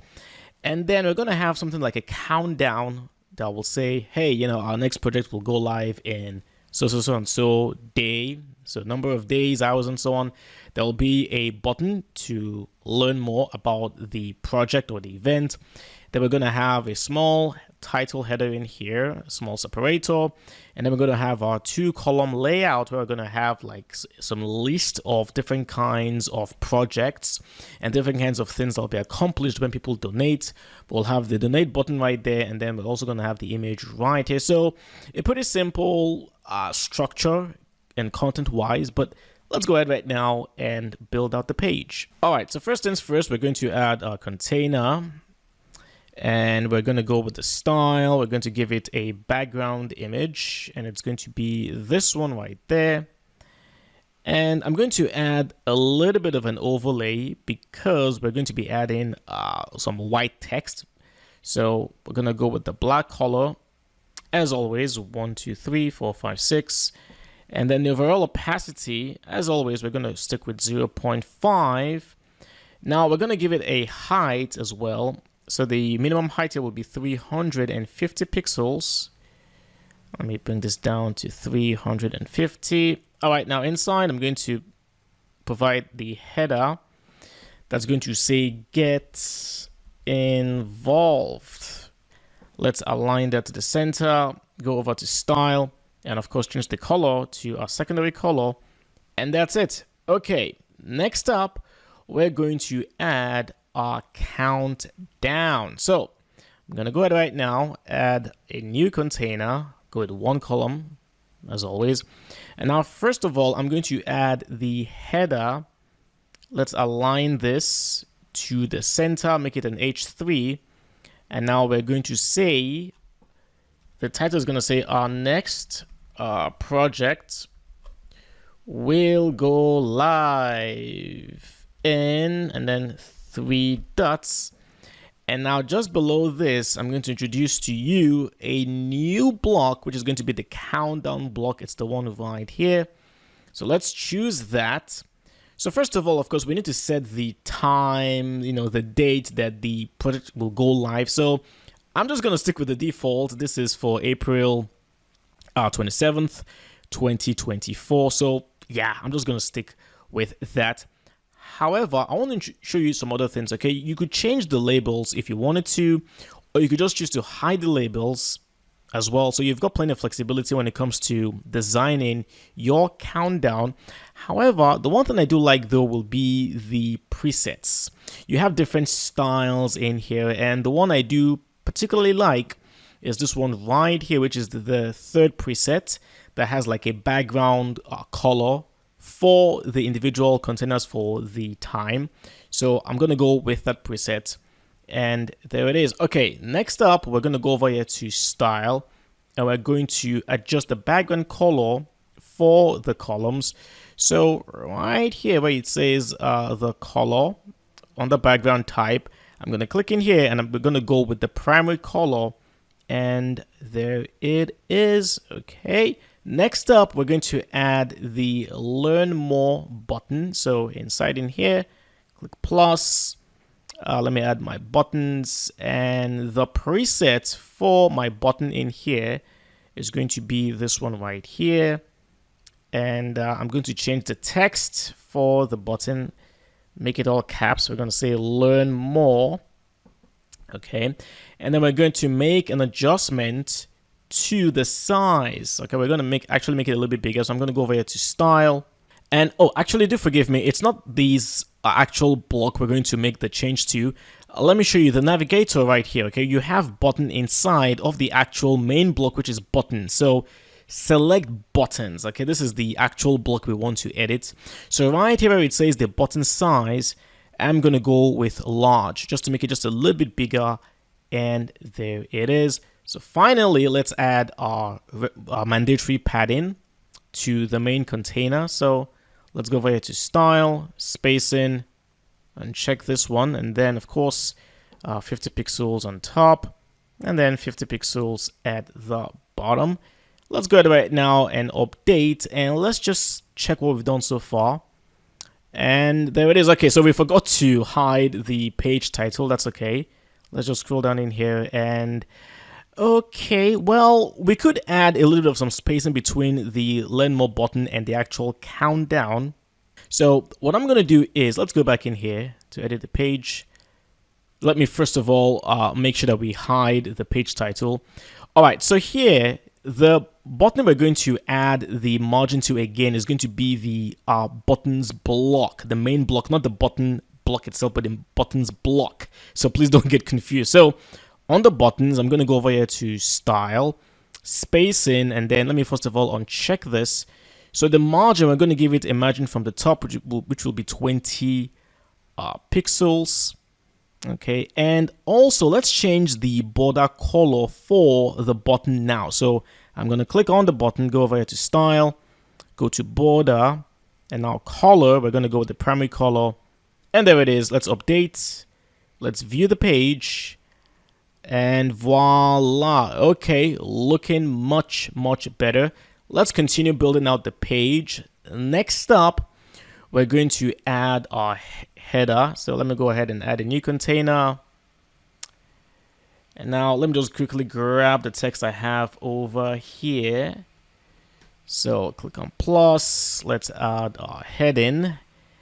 And the text I have over here, it says, become a part of a community, work tirelessly to bring clean water to people.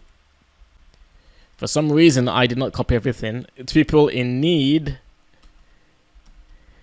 from all over the world. Okay, I'm going to swap the H2 tag with the H3 tag instead. Align to the center. We're going to enable the separator as well. So we have a solid separator. Now let's go over here to style. There's one thing I do want to change though, and that's going to be the font weight. I'm going to make this 400, so it's just a little bit thinner than usual. And then of course for the separator, we're going to expand the width all the way to 100. The thickness will be set to 1. And of course we're going to change the color over here to a primary color. And there it is. Next up, let's add the final container with the 2 columns. So let's go over here, add a container, 2 column layout. So the first column in here will have the list item. So the block we're looking for is going to be the icon list block. It's the one right here, just next to the image gallery block. So I'm going to click on icon list, and all you'll have to do right now is just to type in here and then change the text for whatever you want it to be. For the styling though, in here for the icon, I'm going to click inside, and the icon I'm looking for is going to be the check mark. All right, this is the universal sign for good things. So let's insert the check mark right there. And I'm also going to change the color for the icon. So the icon color in here, we're going to go with the primary color, which is of course the blue. And there it is. So what I'm going to do right now is I'm simply going to pause the video and then add all my list items. By the way, there's a very easy way to add more list items. You can just simply click in here and then the three buttons and then simply just duplicate, and then you do the same thing again, duplicate, and so on and so forth. So I'm going to pause the video right now and add a few items. Welcome back, and as you can see, I have added 7 different list items. So this is a very busy charity organization. Let me just go over here right now to the second column and let's add our image in here. So browse all. Let's go ahead and add our image, and the image I am going to work with is going to be this one right here. Let's select that. And there it is. Okay, one last thing to add will be the donate button. Now, please pay close attention. If you clicked in here, the plus button in here, you'll be adding a new list item. You can see it says add list item. So what you want to do is just to move your mouse just outside of the list items.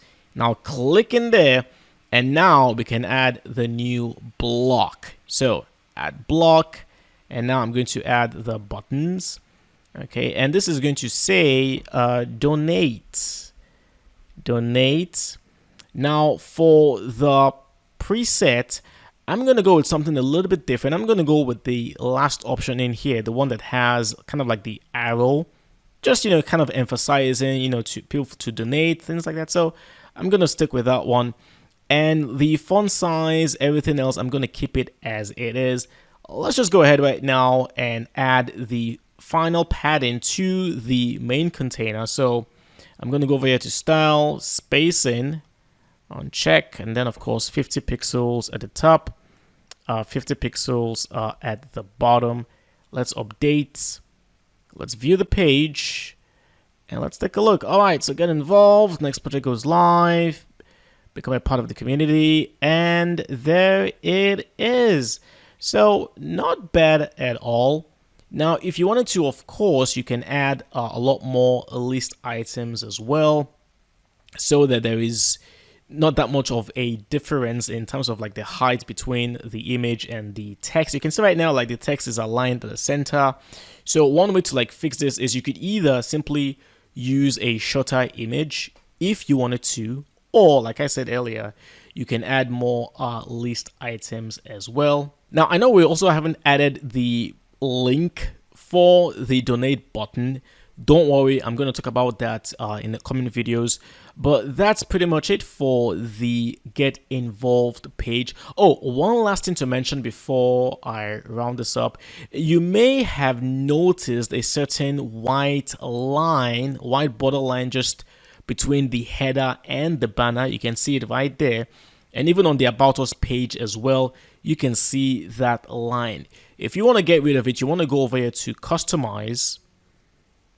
And what you're going to do is you're going to edit the header builder. So header builder, and then right here for the container holding the logo and the main menu, you click on the gear button, you go over here to design, and now right here where it says bottom border size, simply just change that to 0. And that's pretty much it. So you can publish right now, and there it is. So that's how you can get rid of that white line. You can see it no longer exists, and then on the Get Involved page, it no longer exists as well. That's it. Thank you so much for watching the video. I will see you in the next class. Let's now move on to build out the contact page. And of course, every website for a charity or a business typically would need a contact page. So let's go ahead and build this out. First things first, I'm going to hide the page title. And we're going to do the usual container, one column, click inside, add heading. So this is going to say contact us. All right, let's align that to the center. We're also going to enable the subheading as well, because we'd like to add some additional information, and there is my text right there. I'm also going to enable the separator, so solid, and let's now move over to style. So bottom spacing in here will be 0. Let's go over to the separator, and as usual, the width, we're going to expand that just a little bit, 26. Thickness will be 1, and let's also change the color of our title. So let's go over here to heading color. We're going to go with the primary color, and there it is. Let me go ahead and add the padding. So 50 pixels on top, 50 pixels, oops, not 550, but 50 pixels at the bottom as well. And there it is. Let's go ahead right now and just update and just take a very quick preview of what we've done so far. Okay, fine. The first section is done. Let's now move on to add the contact form as well as our phone number, address, as well as some social media icons. So I'm going to go ahead right now and add a container. It's going to be 2 columns. However, because we're working with a contact form now, we're going to have to create more width and space to accommodate that form. That's why I'm going to go with this particular layout here, where the first column is going to have about 75% of the entire width of the main container, while the second column will have about 25%. This way we can add the contact form into the first column and accommodate its width. So I'm going to go with that structure. So for the first container in here, let's click inside. I'm simply going to type in a form. So we're going to go with the form block provided by Spectra. It's right here, form. And we can choose from 3 different types. You have the simple contact form, you have the newsletter form, and you also have the suggestion form. We're going to go with the simple contact form. And there it is. And it has all the usual fields, first name, last name, email, message, and of course the submit button. So I like to make a few changes in here. The labels, I'm going to hide them. I typically don't see the point in including labels, especially when you do have the placeholders. So no point in it. I'm going to hide the labels. And there it is. So you can go with the box style or the underline style as well. It really depends on you. Let's actually stick with the underlined style for now. We might change to boxed later. And there it is. Over here, you can, of course, modify the custom messages for whenever a message has been sent successfully or if there was an error and so on. And of course, for the submit button, we can customize the preset. I'm going to go with my usual favorite, the one with the transparent background. And then under here where you have actions, you can add the email address that will receive this emails or messages whenever they're sent. If you don't fill out this, then it will simply default to the site email address. And of course, you can also modify the subject for the email. The default is form submission. And then, of course, you can also enable reCAPTCHA if you wanted to. Okay, I'm going to go over here to style. And the only thing I'm going to change for now is actually going to be the submit button. The only thing I'll change here will be the border color. So let's come over here to border color, and then I'm going to change that to secondary color. Okay. Now, this is where things are going to get very interesting, because in the second column in here, we're going to make use of our info box again, but it's going to be in a different manner. So check this out. I'm going to click inside in here, add block, browse all, info box. Now, of course, we've used this on the home page and other pages. However, what we're going to do right now is this, okay? I'm actually going to change the position of the icon so that it is left of the title. This way, it jumps side by side with the actual title of the box, all right? Now, I am going to disable the description, because we're not going to be working with the description in here. It's only going to be the actual title we're going to be working with. So right here where you have content, I'm going to disable the description. So now it's only the title. And then the actual title tag itself, we're going to go all the way to H6. We're going to make this quite small. So for the first one in here, I'm going to type in an actual phone number. So +1 443 722 9902.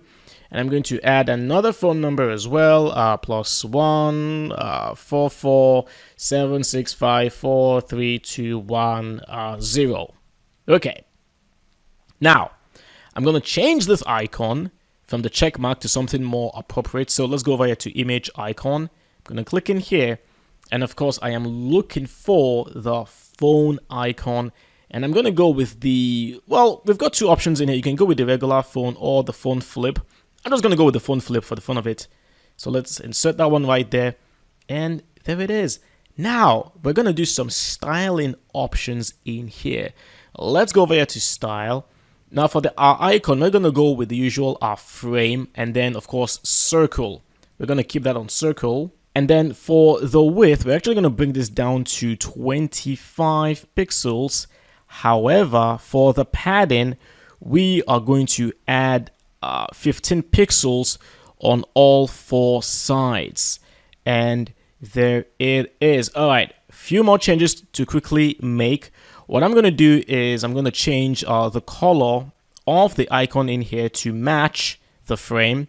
So let's go back over here to color, and I'm going to choose the secondary color, and there it is. One last change to make in here would be to try to align the phone numbers with the phone icon properly. So to do that, we're going to go over here to general, and then when you have the vertical alignment, you can go with middle, and there it is. Final change, the actual title in here, I would like to change the font weight. It's a bit dark. I want to make it a bit lighter. So let's go over here to style, and then right down here where you have title, let's go to typography, and then weight, we're going to go with 400. And there it is. Let's go ahead right now and update. Let's view the page and see what we've done. And there it is. Okay, not looking bad at all. What I'm going to do right now is I'm going to add 2 more info boxes, one for email and then one for the physical address. Let me go back to edit page.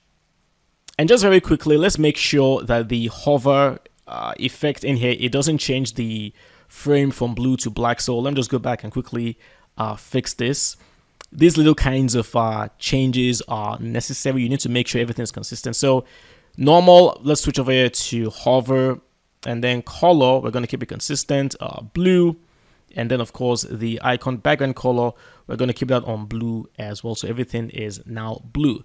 All right, so now to create the other 2 info boxes that will have a very similar style, all we need to do is we're going to go over here to our navigator, and then right here, of course, click on the 3 buttons in there, and then duplicate one more time. And there it is. I'm going to pause the video right now and then simply resume once I have edited the remaining 2 info boxes. Welcome back, and as you can see, I have added the remaining 2 info box content. Email, contact@bluespring.com. I used the envelope icon, and then the house icon for the physical address, which is 305 Union Lane, Brooklyn, New York 11234 USA. All right. One last thing we're going to add in here will be our social media icons as well. So making sure that we're still inside the secondary container containing the info boxes, I'm going to click on the plus ad block in here. And then from here, I'm going to search for social. We're going to go with the social share. This is the block provided by Spectra, so social share. And by default, we do have Facebook, X, Pinterest, and LinkedIn. And yeah, I think that's perfectly fine. I don't think we need to change anything in here at all. Let's update. Let's view the page. And there it is. So not bad at all. Perhaps maybe one thing we could do is to try to adjust the alignment of the info boxes with our social media icons as well. So one thing we could do is we could simply go back to the social media icons. Let me use the navigator in here. So click on the social share, and now in here you could align, make sure the alignment is set to the left and not right or center, but rather on the left. And we could also maybe make the size just a little bit bigger as well, make it a bit more prominent. So let's go with like 38 pixels, and voila, update. Let's view the page, and there it is. Okay, much better. All right, one final thing I would like us to add, although it's not necessary, but you know, if you wanted to, just in case, let me show you how you would do so, and that's to add the physical location via Google Maps. How would you actually add Google Maps onto your contact form? All right, onto your contact page rather. So let's go back to edit page, and I'm going to scroll down, and as always, let's add our container, one column. And now we're going to be working with the Google Maps. So I'm just going to type in maps, and there it is, provided by Spectra.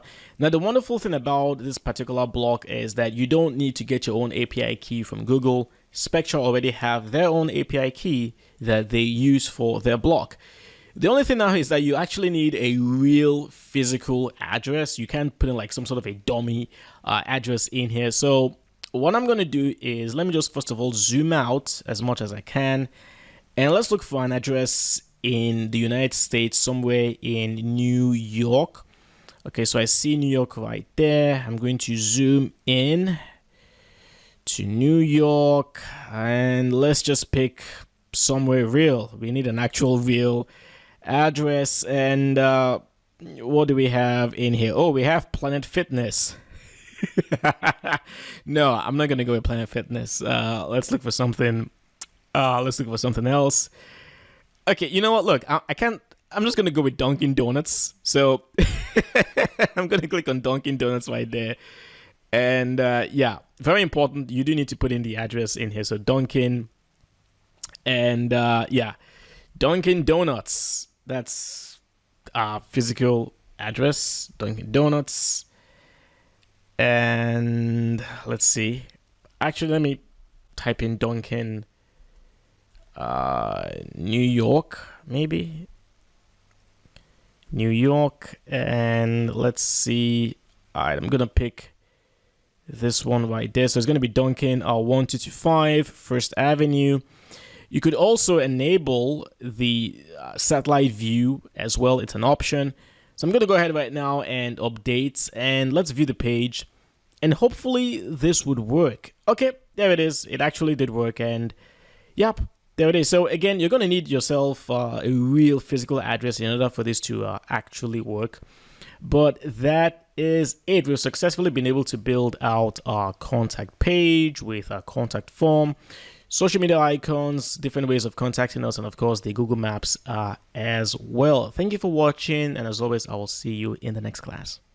Let's talk about the work page, and I'm actually going to give you this page as an assignment. I want you to test everything that you've learned so far in this course to build out the work page all by yourself. Now, I'm not going to leave you hanging. I'm actually going to show you what I actually built on the test site. So it has kind of like a very similar page structure, in that you're going to have the banner image, and then you'll have the title of the page. Please ignore this our work page title. That shouldn't be there. But then just beneath the banner, you're going to have a container with your header, accomplishments, and then you can have like a paragraph text, and then you can have a container with 3 columns, and then this will be your info boxes with the title and then description. And then you can have another container with the background color right there, and then the header and maybe the subheading. And then of course you're going to have another container with the title, a process with a separator, and then a 2x2 container. So you're going to have 2 rows with 2 columns, and then you can also use info boxes as well for the icons, title, and description. And then finally, well, like I said earlier, unfortunately, the gallery block for Spectra seems to have a bug. The reason why you're seeing this is because I actually built this site originally with Elementor. You can see it says edit with Elementor. So I actually built this site originally with Elementor before I decided to switch over to using Astra and the Spectra page builder plugin. So if the gallery plugin or gallery block doesn't work for you, you could just simply display the brand partner logos. I've provided them for you already. You can use the default Gutenberg gallery block to display the logos as a simple gallery, and that's pretty much it. So I believe that you should be able to build out this particular page. There is nothing out of the ordinary here. There's nothing complicated. It's pretty much what we've been doing throughout this course. So good luck in building out the work page all by yourself. It is now time for me to introduce to you the main plugin we're going to be working with for the remainder of this course, and that's going to be the GiveWP plugin. In my humble opinion, this is by far the best plugin for anything donations and charity for WordPress websites. They do have the free version and also the paid version of the plugin that comes with a bunch of different types of add-ons. And just as an example, let me show you here real quick a few of the add-ons that they do have. They do have add-ons like recurring donations, the peer-to-peer fundraising, PDF receipts as well, tributes, and so much more. So it is an extremely powerful plugin for accepting donations, for configuring your charity website, and so much more. I'm going to walk you through, first of all, how to make use of the free version of the plugin. So please go ahead and install the plugin. Now, when you install the plugin and you refresh your page, this is the very first page you are very likely going to see. It's basically the setup wizard for the GiveWP plugin. I'm going to go ahead and simply just dismiss the setup wizard because I want to show you how to set up your forms and other things manually. So I'm going to go ahead and dismiss the setup wizard. Now you will see the donations link right here. And the first thing I want you to take a look at, or I want us to take a look at, is going to be the general settings for the plugin. So I'm going to click on settings. All right, first things first. You should know that when you activate the plugin, it's going to create 3 different pages for you. Let me show you what those pages are. You have them right here automatically. You have the donation confirmation page, which will be shown when a donation has been successfully made. You have the opposite, the donation failed page, and then you have the donor dashboard. This is a page for you where anybody who has donated can take a look at their history of donations on your site. So it is a page that you may want to use. At the same time, I don't think you may want to use this kind of page unless you have a specific reason for doing so. I don't know. It's entirely up to you. Me personally, I haven't seen any charity websites or websites where you donate money where you can log in and take a look at your history of donations on that page. But hey, you do have that option here if you wanted to make use of the page. All right. What else do we have in here? So the success page by default has been set to the donation confirmation. Failed donation has been set to donation failed, and then the donor dashboard has been set to the donor dashboard. So you don't need to change anything in here at all.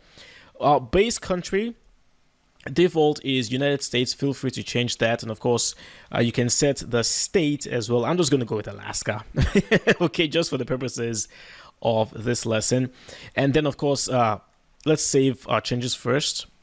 Okay, next up is going to be currency. Again, what currency are you going to be accepting your donations on? The default is US dollars. And of course, you can make other changes like the currency position, the number of decimals, and so on. I'm not changing anything here at all. Under access control, you do have the length of time when a user's session, or rather a donor session, is kept live. The default is 1 week. Again, I'm not going to recommend that you change anything in here at all. If you do want to enable reCAPTCHA, though, you do have that option right here. You enable reCAPTCHA, and then you'll have to add the side key and the secret key as well. This is of course optional. And then sequential ordering, this will be useful for numbering your donation. So you already have the next donation number here set at 1, and then you can add your prefix as well as a suffix if you wanted to. So for the purposes of this video, I'm going to go with a prefix of BW dash BW, of course being blue. Oh, I'm sorry, not BW, BS, Blue Spring, and then dash. So every donation will start with BS dash and then an automatically generated number for that particular donation. And you can see this is the preview right there. So it's going to be something like BS-1 something something. And of course, you can write anything that you want to write in here. It's entirely up to you. Let me save my changes. And then last but not least, we do have the beta features. This is going to be for events, tickets, and so on. This is still a functionality that's currently in development, so we're not going to make use of that at all. I'm going to go over right now to payment gateways. Now, payment gateways, you need to configure a way on how you will accept payment, on how you accept donations from your donors. So payment gateways like Stripe, PayPal, you'll have the option to configure them in here. We're going to skip this for now. I will show you in the very next video how you can set up your payment gateways and also test for donations. So let's just go straight to default options. All right. So in here, you can set the defaults for a variety of different kinds of settings. So for example, the name title prefix by default, it's disabled, but if you wanted to make it required, you could do so. I'm just going to keep mine on disabled. The company field, now I'm going to change this from disabled to optional because sometimes it could be a company making the donation. So rather than them writing the name of their CEO or an individual who works there, they can just write the name of the company in the company field. So that's why I've set that to optional. And then of course the last name field required again can be optional. Anonymous donations, yes, let us enable anonymous donations because there are a lot of people out there who they want to make donations but they just don't want to be known that they made a donation. So let's give them the opportunity to make anonymous donations as well. And then donor comments, I'm just going to keep mine disabled. So let's save our changes in here. And then you have your post types, you have your taxonomies, and then I personally will not change anything in here at all. Let's just keep the defaults. However, for terms and conditions, if for one reason or the other, maybe you're trying to satisfy a requirement or the law, depending where you live, you may need to enable the terms and conditions. So you can enable it, and then you can, of course, modify the text in here as well as the default text generated by the plugin if you want to make use of these terms and agreements. But in all honesty, again, I haven't seen many charity websites that have the terms and conditions. They just want to accept your. They just want to take your money basically and do what they have to do with the money. So again, it's entirely up to you. You may have a very unique kind of charity website, I guess. So I'm just going to keep this on disabled, and that is it. All right.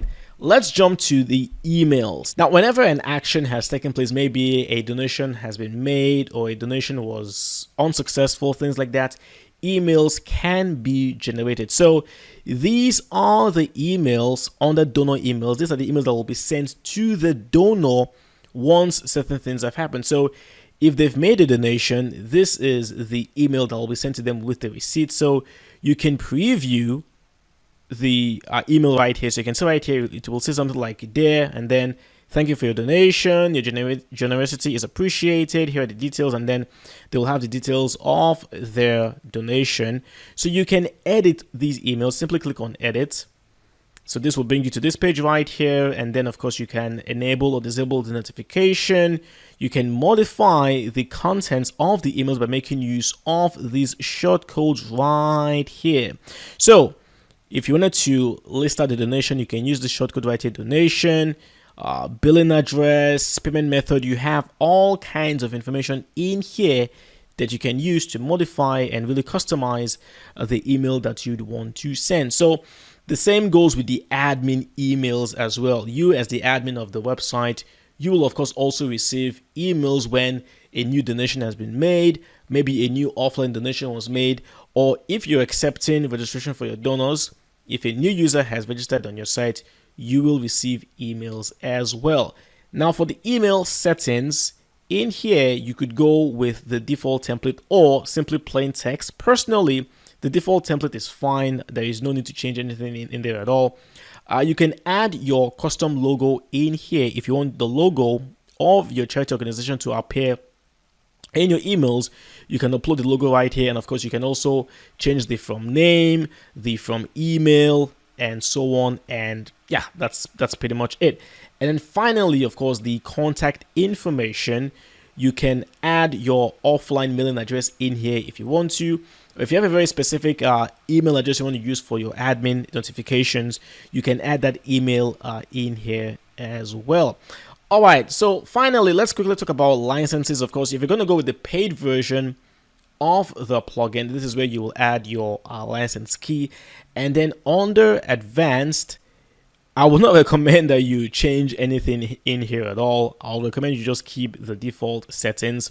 But if for one reason or the other you install the plugin and you're noticing maybe your website suddenly becomes very, very slow, maybe it's affecting the performance of your website, it's very, very unlikely, but just in case it is, I can recommend that you come down in here and then change the script loading location from head to footer.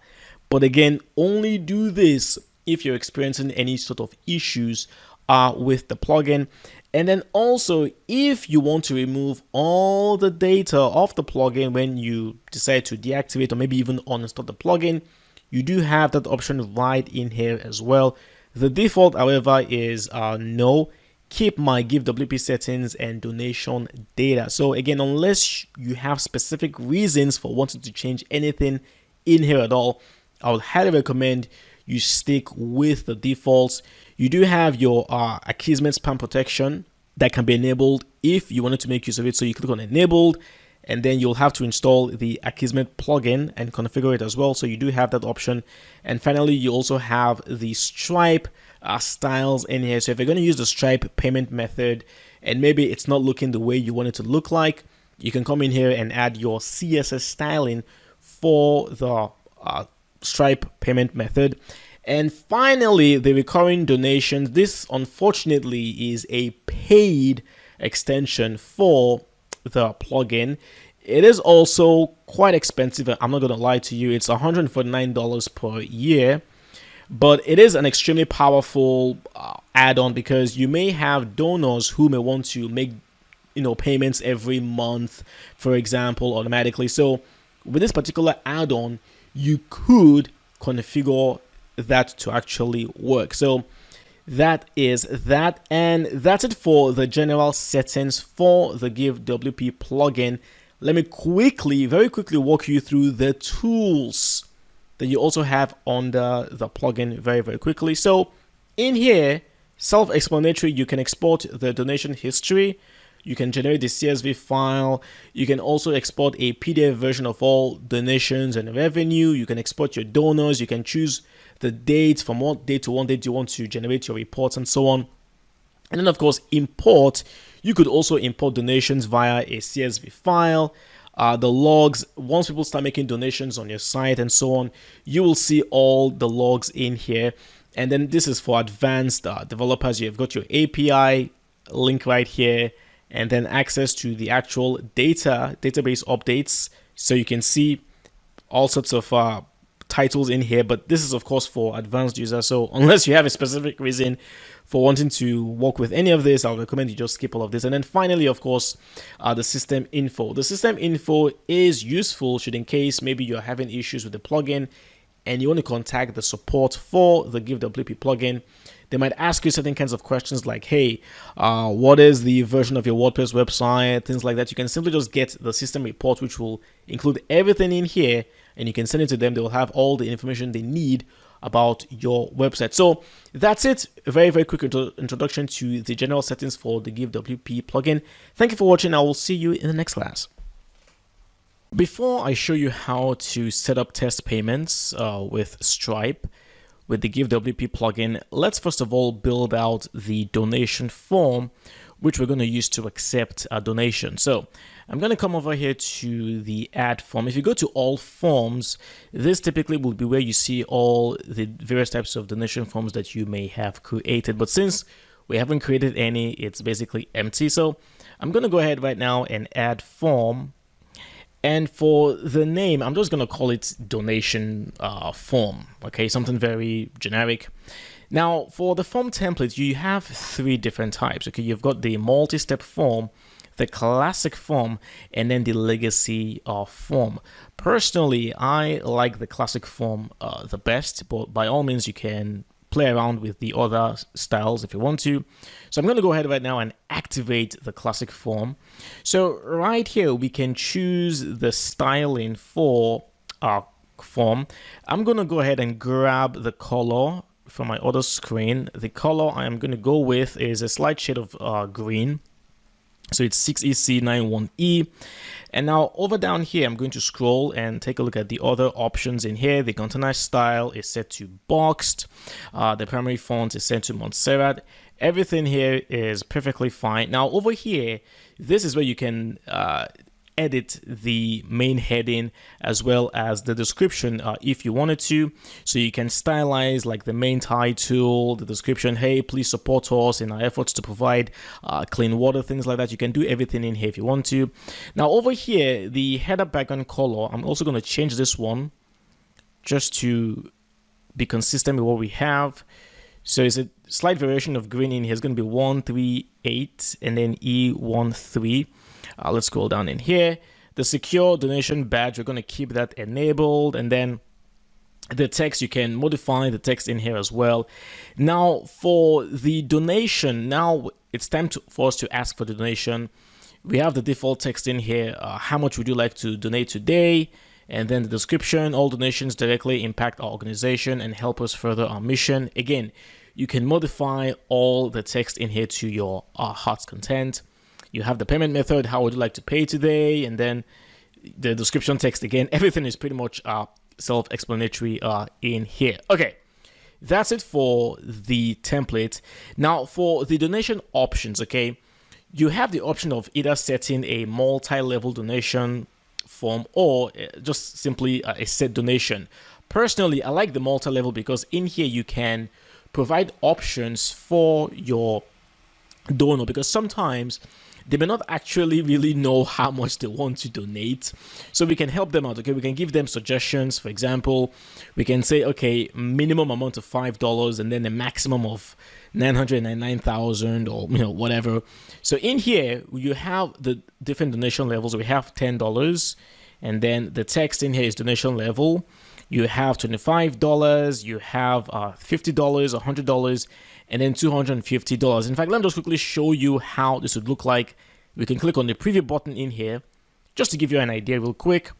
And oh, I do apologize. With the classic template, you will not be able to see a preview until it's actually published. My apologies, I forgot about that. Okay, no problem. You'll see how it's going to look like once we publish the form. But for now, we have 10, 25, 50, 100, and then 250. Okay, and of course, you can add additional levels in here if you want to. All right, for the form fields, we have the default gateway already set to global default. Don't worry, we're going to work with the payment gateways next. Now, the name, title, prefix, the company donations, and all that, we've already set most of all these fields. Remember when we worked with the general settings for the GiveWP plugin, we've already set the values for all of this. Remember, we set company donations to optional. We set anonymous donations to enabled as well, things like that. So we're going to keep everything as it is right now. No need to change anything at all. Now, we could also set like a donation goal. Maybe there's a particular goal we're trying to achieve. Let me enable this just so I can show you what it will look like. So we can go with the format. Do you want to showcase the amount raised or the percentage raised, or maybe the number of donations, or maybe even the number of donors? So in here, after the goal amount here of 10,000, let's bring this down to 1,000. And then the progress bar color, I'm going to keep the defaults in there as well. The close form, basically, if you enable this, once the donation has been reached, the goal has been reached, the form will automatically close. So you have that option in here if you want to. And then of course the terms and conditions, again, if you want to have terms and conditions specifically for this particular form, you can customize and enable it in here. And then you've got your form grid. We're going to keep the defaults in here. And then if you want to accept offline donations, you could also do so, but I'm not going to cover that in here. And then email notifications, again, this will pull in the data from your global settings. However, if you wanted specific email notifications for this particular form, you can modify everything in here. I'm going to go ahead right now and hit publish. So now we can take a look at how this is going to look like. I'm going to click on the link right in here to show you. And there it is right there. So you can see the background color green, the text support our course. And now you can see how much would you like to donate today. And now these are, remember the levels that I showed you earlier. We have $10, you have $25, $50, $100, $250. And then they can also set a custom amount. And then who is giving today. And then how would you like to pay. So the test donation in here is currently active. I'm going to show you how we can test for donations later on. But in here, of course, you can also see the goal. Remember, we set a goal of $1,000. So you can see right here, $1,000 is the goal. $0 has been raised so far. And of course, 0 donations. Let me show you how we can actually include this on our page. You can either create like a very separate page for donations specifically, or better yet, we can simply grab this link right here, okay? And now I'm going to go over to the Get Involved page, and now we're going to edit this button right here where it says Donate. So let me go ahead and edit the page. So we're going to add the link right there. So edit the page, and let's wait for the page to load, of course, and then I'm going to come down in here, click on the button, and then go over here to content. And then for the link right here, I am going to paste our link and I'm going to update. And now let's view the page, make sure that the button is working. So they click on donate. And then of course it takes them to this donation form. If you wanted to create like a separate standalone page, all you need to do is, let me quickly show you. I'm going to the back end. So let's go to pages. Let's add a new page. And let's call this page donation. Okay, donation page. So donation, all you will need to do to paste that form, you click in here, you go to your browse all, add your block as you normally would. However, because we have the GiveWP plugin down here, you are going to see the various types of blocks provided by the GiveWP plugin. So for the form we've just created, you can click on donation form, and then in here simply select the form, confirm, and now you'll have the form being displayed in here. In fact, let's actually go ahead and just quickly create this page. We might as well. So let me add the title. Okay, I'm going to add the title block just down here. Let's add a new container, or heading rather, and let's just call this one really quickly donate. And then let's align to the center. Let's add a separator real quick. Solid. Go over here to style, bottom spacing, separator. Let's make this a little bit wide. Let's stop at maybe 18. And for the color, we're going to go with the primary color. Let's go to our navigator in here. I'm going to drag donate header just above the form itself. And let's hide the page title. And let's just go ahead and hit publish. So just like that, we've created our donation page. And there it is. So, of course, we need to add our padding as well. How could I forget that? The mandatory padding, I always forget to add that. Let's quickly do that really quickly. So let's go over here. Let's go to style. Go to spacing. On linker value. So I'm going to go with 50 for the top. Keep this at 0. 50 for the bottom as well. And then keep that at 0. Update. And it should be fine. Now view the page. And there it is. So just like that, we have our donate page. And yep. So jump into the next video where I will now show you how to make test donations with Stripe. Welcome back. So now let me show you how we can set up the test payments specifically with Stripe. Now over here under the payment gateways, first of all, we would need to enable the Stripe credit card payment gateway. And then also, if you want to go with PayPal donations, you do have that option in here. PayPal standard is no longer supported, so I don't know why they still have that in here, but if you want to go with PayPal, accept payments via PayPal, you want to go with PayPal donations. I'm going to set the Stripe credit card as the default, and then the test donations and the offline donations, I'm going to disable those. Let me save my changes. And all right, so for Stripe now, okay, I'm going to click on the Stripe link in here. Now, obviously, you need to have an account with Stripe before this can work. So I believe you already have your account with Stripe. One thing I want to mention really quick is that because we're using the free Stripe payment gateway option, GiveWP will have a 2% fee for processing our one-time donations. However, if you go with the premium Stripe add-on, you will not have to pay that. So just keep that in mind. Okay, so from here, I'm going to click connect with Stripe. Okay, so I'm just going to go ahead right now and quickly log in to my Stripe account real quick. So let me do that. I'm going to get my verification code, and I've gotten it. It's 592365. All right, so you can see I have different accounts with Stripe. I'm just going to go with the one I normally use for testing. Obviously, in here, you choose the account that you currently have with Stripe. So I'm going to click on connect, and it's pretty straightforward. It's connecting right now, GiveWP with Stripe, and there it is. So it says you're connected. Now, this is important. Please configure your Stripe webhook to finalize the setup. So right in here, I'm going to grab this webhook right there, okay? And now I'm going to right click and open this other link in a new tab, okay? So there is something we need to do on our Stripe dashboard. So this is my Stripe dashboard right here, okay? First things first, please go ahead to enable the test mode. Remember, we're testing payments in here, so I'm going to enable the test mode right there. And now from here, I'm going to add an endpoint. So add endpoint, and now for the endpoint URL, I'm going to paste the webhook that was provided for us by the GiveWP, and then description, I'm just going to say GiveWP.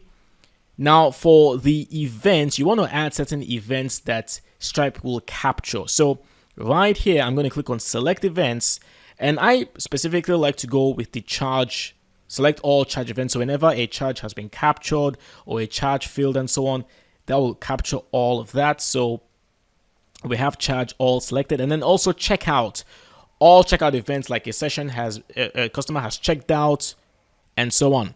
So I'm going to go ahead right now and add my events. And all the way down here, I'm going to go ahead right now and add the endpoint. And there it is. So now we have successfully configured our Stripe backend to use the webhook provided by the GiveWP plugin to record our events taking place. So if we go back right now to our website, I'm going to go ahead and click confirm here. And you can see right now it says connected, and there it is. Okay.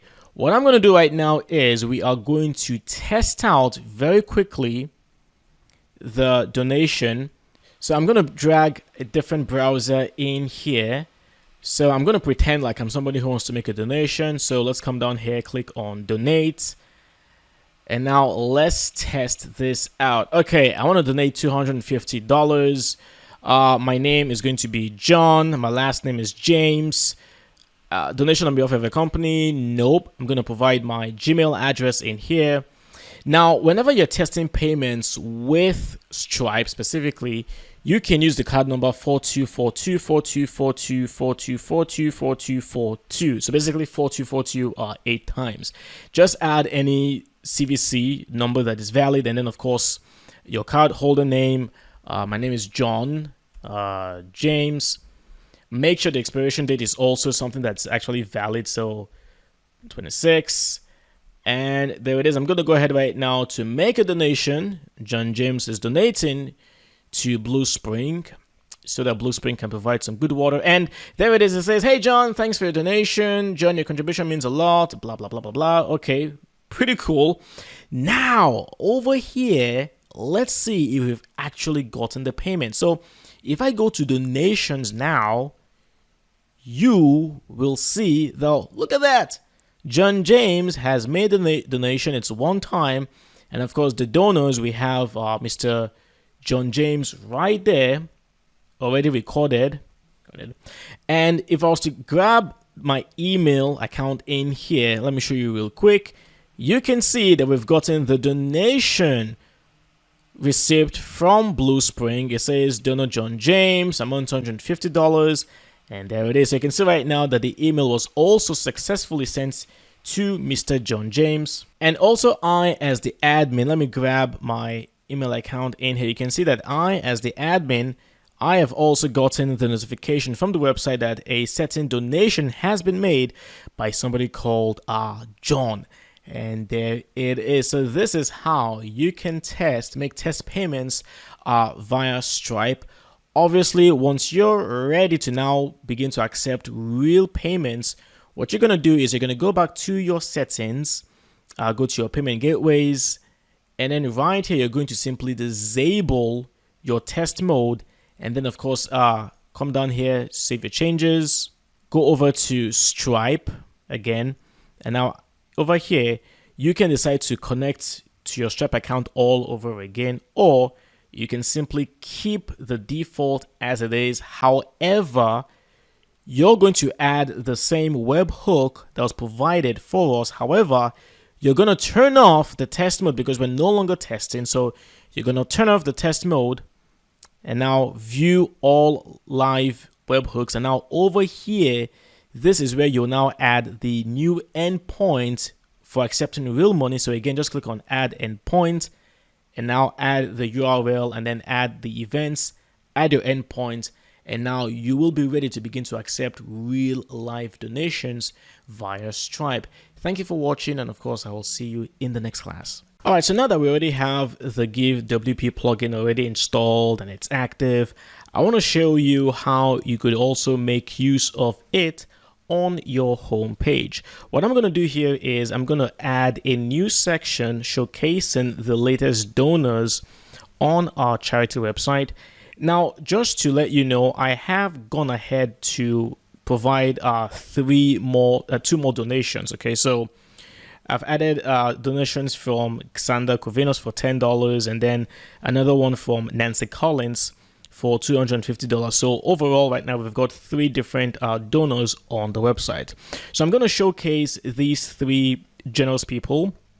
I'm going to showcase them on the homepage. So let's do this. I'm going to go back to the homepage. Let's edit the page. And as usual, we're going to add one container with the one column. Okay. Now let's just add our header first of all. Okay, and we'll make this an H3. Let's align it to the center. And we're going to say our latest donors. Okay. And of course, let's also add our separator, solid. Let's go to style, bottom spacing, go to separator. The width, let's make it a little bit wide. Thickness, let's go to 1. Change the color to the primary color. And that is it. All right. Now, check this out, okay? Inside of the same container, I'm going to go back and add a new block. And the block we're looking for is going to be down here. Remember, when you have the GiveWP plugin installed, it's going to provide for you 5 new blocks. So you have your donation form where you can add an actual donation form. You have the donation form grid. And now the one we're looking for is going to be the donor wall. This is the block that will showcase the latest donors. And as you can see right now, we have them right here. And that's it. So I'm going to go ahead right now and add an additional button in here. And we can just say, call this one donate. Okay. Donate now. Let's make it capital letters. So donate now. Let me go with the usual pretext right there. Go to style, border. Let's change the color to the secondary color. And that's it. And yeah, that's pretty much it. So let me just go ahead and add the usual padding again. Never forget your padding. 50 pixels on top and then 50 pixels at the bottom. And in fact, let's take this all the way to the top. By the way, I haven't forgotten, your buttons should have links. Okay, so we can just add the link to either the donation form, the donation page, or maybe even the get involved page. We can add those links to the donate now button. So I don't think I forgot about the links. You can always add your links. Now I'm going to go over to the navigator and then simply drag the container all the way right there. So it's going to be the container just beneath the banner. So let's update. And let's view the new page. And there it is. Our latest donors: Cassandra Corvinus, Nancy Collins, John James, and then donate now. And that is it. We could also add like a separate background color to this particular container to separate it from the work section. So let's just quickly do that. So I'm going to choose the container, go to style. Let's go to type, color, and we can choose the secondary color, I guess. Choose a secondary color, but then we'll have to change the border colors for the button. So let's quickly do that because the colors are the same. We need to change that. So let's go with maybe the primary color for the button. Update, view the page, and there it is. Just like that, we've been able to now add the section showcasing the latest donors on our website. So this is one way how you could make use of the blocks provided by the GiveWP plugin. Let me now show you how to make use of what is probably the most powerful and the most popular add-on for the GiveWP plugin, and that's going to be the recurring donations add-on. This would allow your donors to subscribe to like a certain donation amount. So every week or every month or every 3 months, they can make a certain kind of donation automatically. So it's a very, very, very popular add-on for obvious choices. So let me show you how you would actually make use of it. It is a paid add-on, so you'll have to buy it. I have already gotten my own plugin for it. I have also activated it, and when you do the same, you will see the link right here. It says give and then recurring donation. So that's the name of the plugin. Now, the interesting thing here is that it says settings. But if you clicked on the settings link, at least as of the time of me recording this video, there seems to be some sort of a bug or an error message. But nevertheless, don't worry, the plugin still actually works. What you want to do is go to your form, the current form that's active on your site. Now, this is my donation form. You click on edit. Now, because we do have the plugin already active, if I was to go to donation options, this is where you will now see the settings for the recurring plugin, the recurring donations plugin. So take a look at this. Okay, we have recurring donations. So by default, it's going to be set to disabled, but I'll recommend you go with the donor's choice.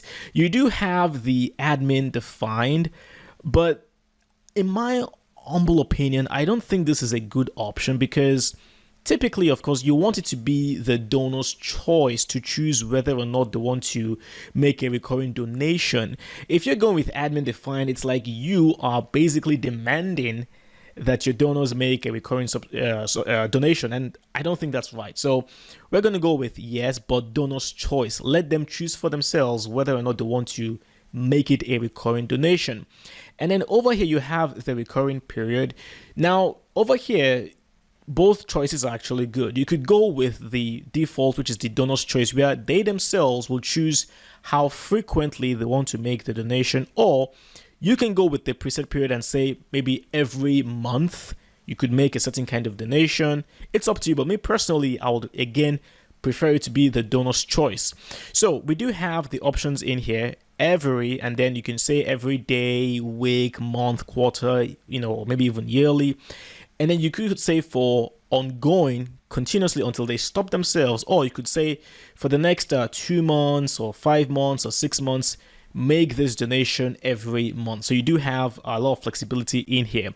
I'm going to keep the defaults as they are. And now over here, you have the recurring opt-in checkbox. By default, it's set to unchecked, so please keep the default. You don't want to set this to checked by default. That can feel kind of scammy, and it's much better, again, let the donor choose for themselves to make a recurring donation. So we're not going to check the box by default, and that's basically all you need to do. So I'm going to update, and now what I'm going to do is let me drag over from my other website, my other browser, excuse me. Let me show you what it's going to look like. So right over here, you will now see this option. This is the recurring donations option right here. So the donor can say, okay, I'd like to make this donation every month, and then they can check the box, or they could even click on the drop down arrow in here and then choose, maybe it's going to be every day or every week or every quarter or every year.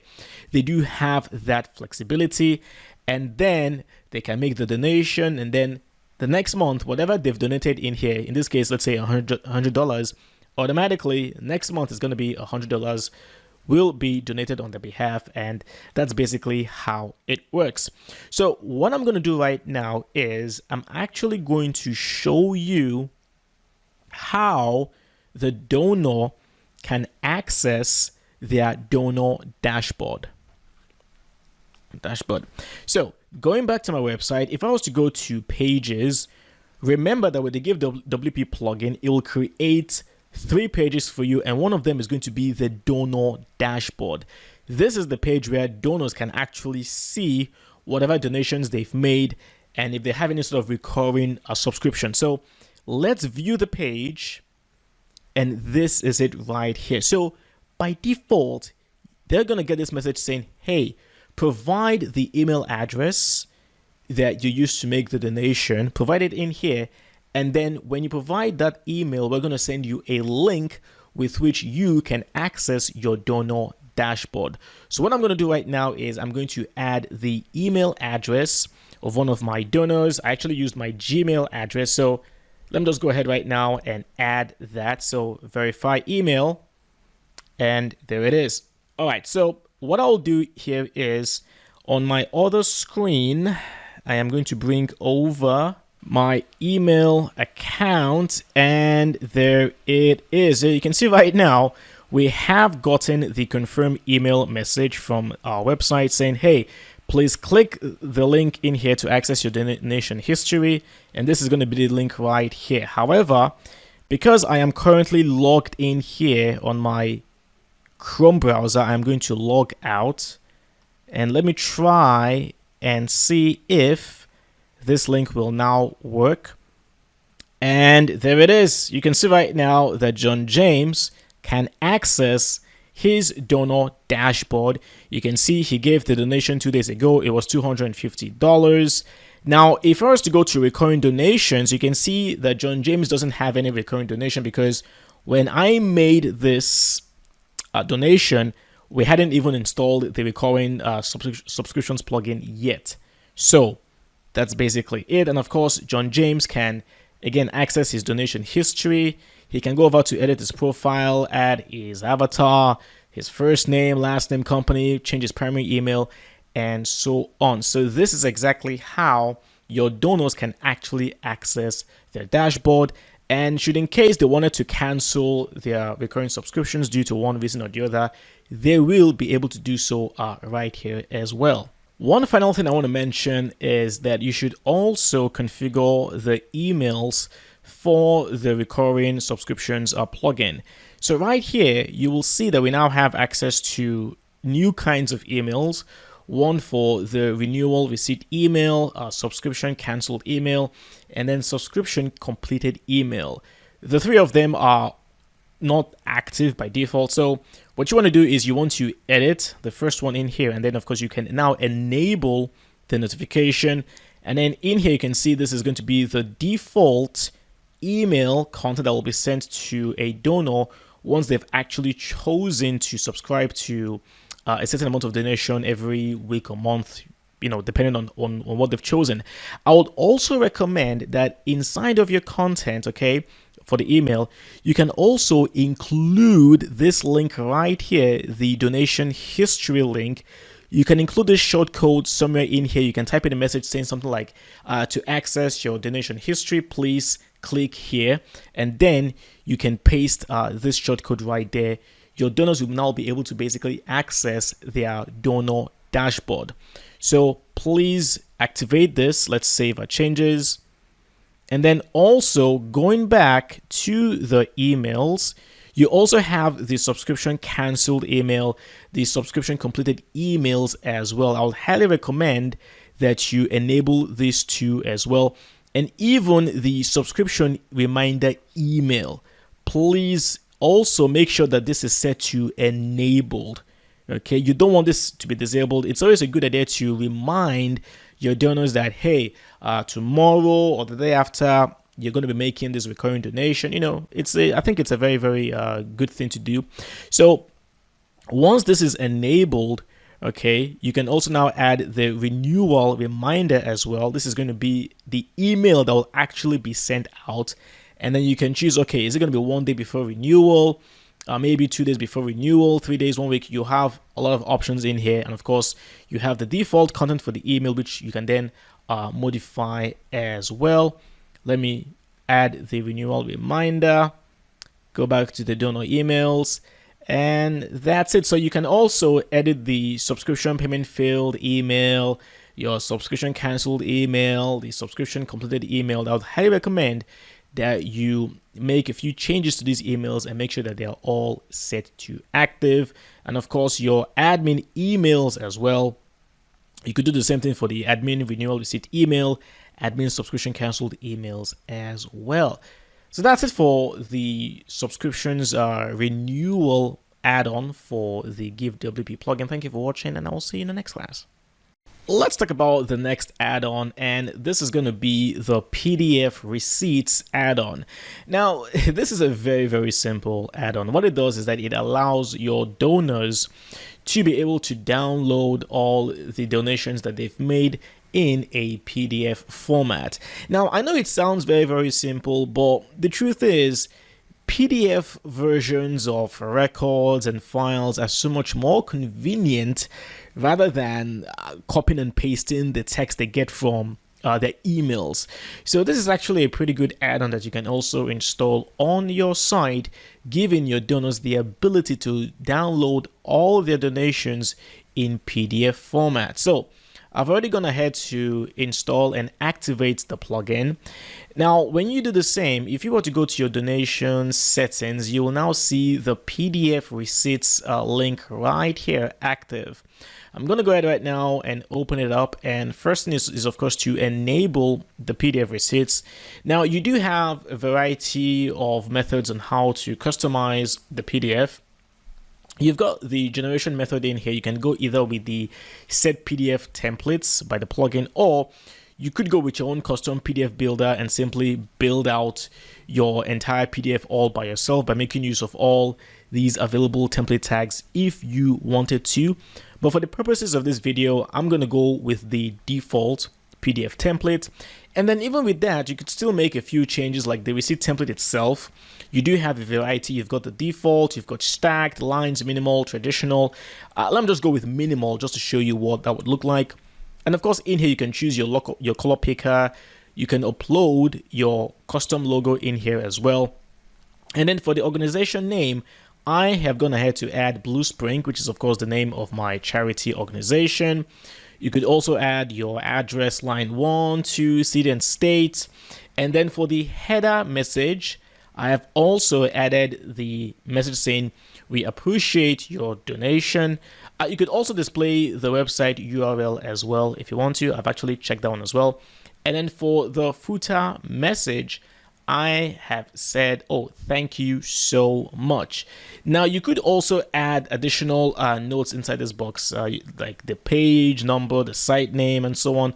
Personally, I think it's a better idea to just keep this blank as it is. But hey, you can also add additional information in here if you wanted to. So that's pretty much how it's going to work out. Let me go ahead and save my changes.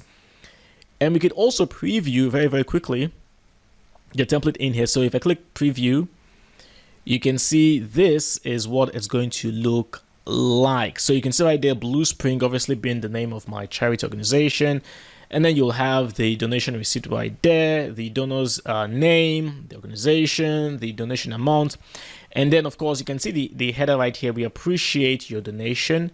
And, of course, down here, the footer message, thank you so much. So this is basically how you will customize the PDF receipts that will be sent to your donors. A question you might have here is, okay, how will the donors actually have access to the PDF receipts? Well, they can access them, number one, via their dashboard. So right down here, you can see this new link, download receipt.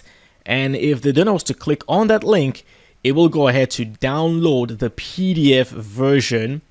And that's basically it right here, as you can see. So your donors will be able to access the PDF receipts directly from their donor dashboard. The second way how your donors can have access to their PDF receipts is to simply edit the emails that you send to them and include a link for them to download the PDF version. So as an example, over here, where you have under the donor emails, the donation receipt email, you can click on edit. And then right over here where you have the email message, the contents, because you have the plugin installed, you will now see this template tag right here that says PDF receipts. And this is the tag that you can use to create a link with which your donors will be able to download the receipt in a PDF format. So just simply grab this tag right here and then paste it anywhere you want to in the actual email message area.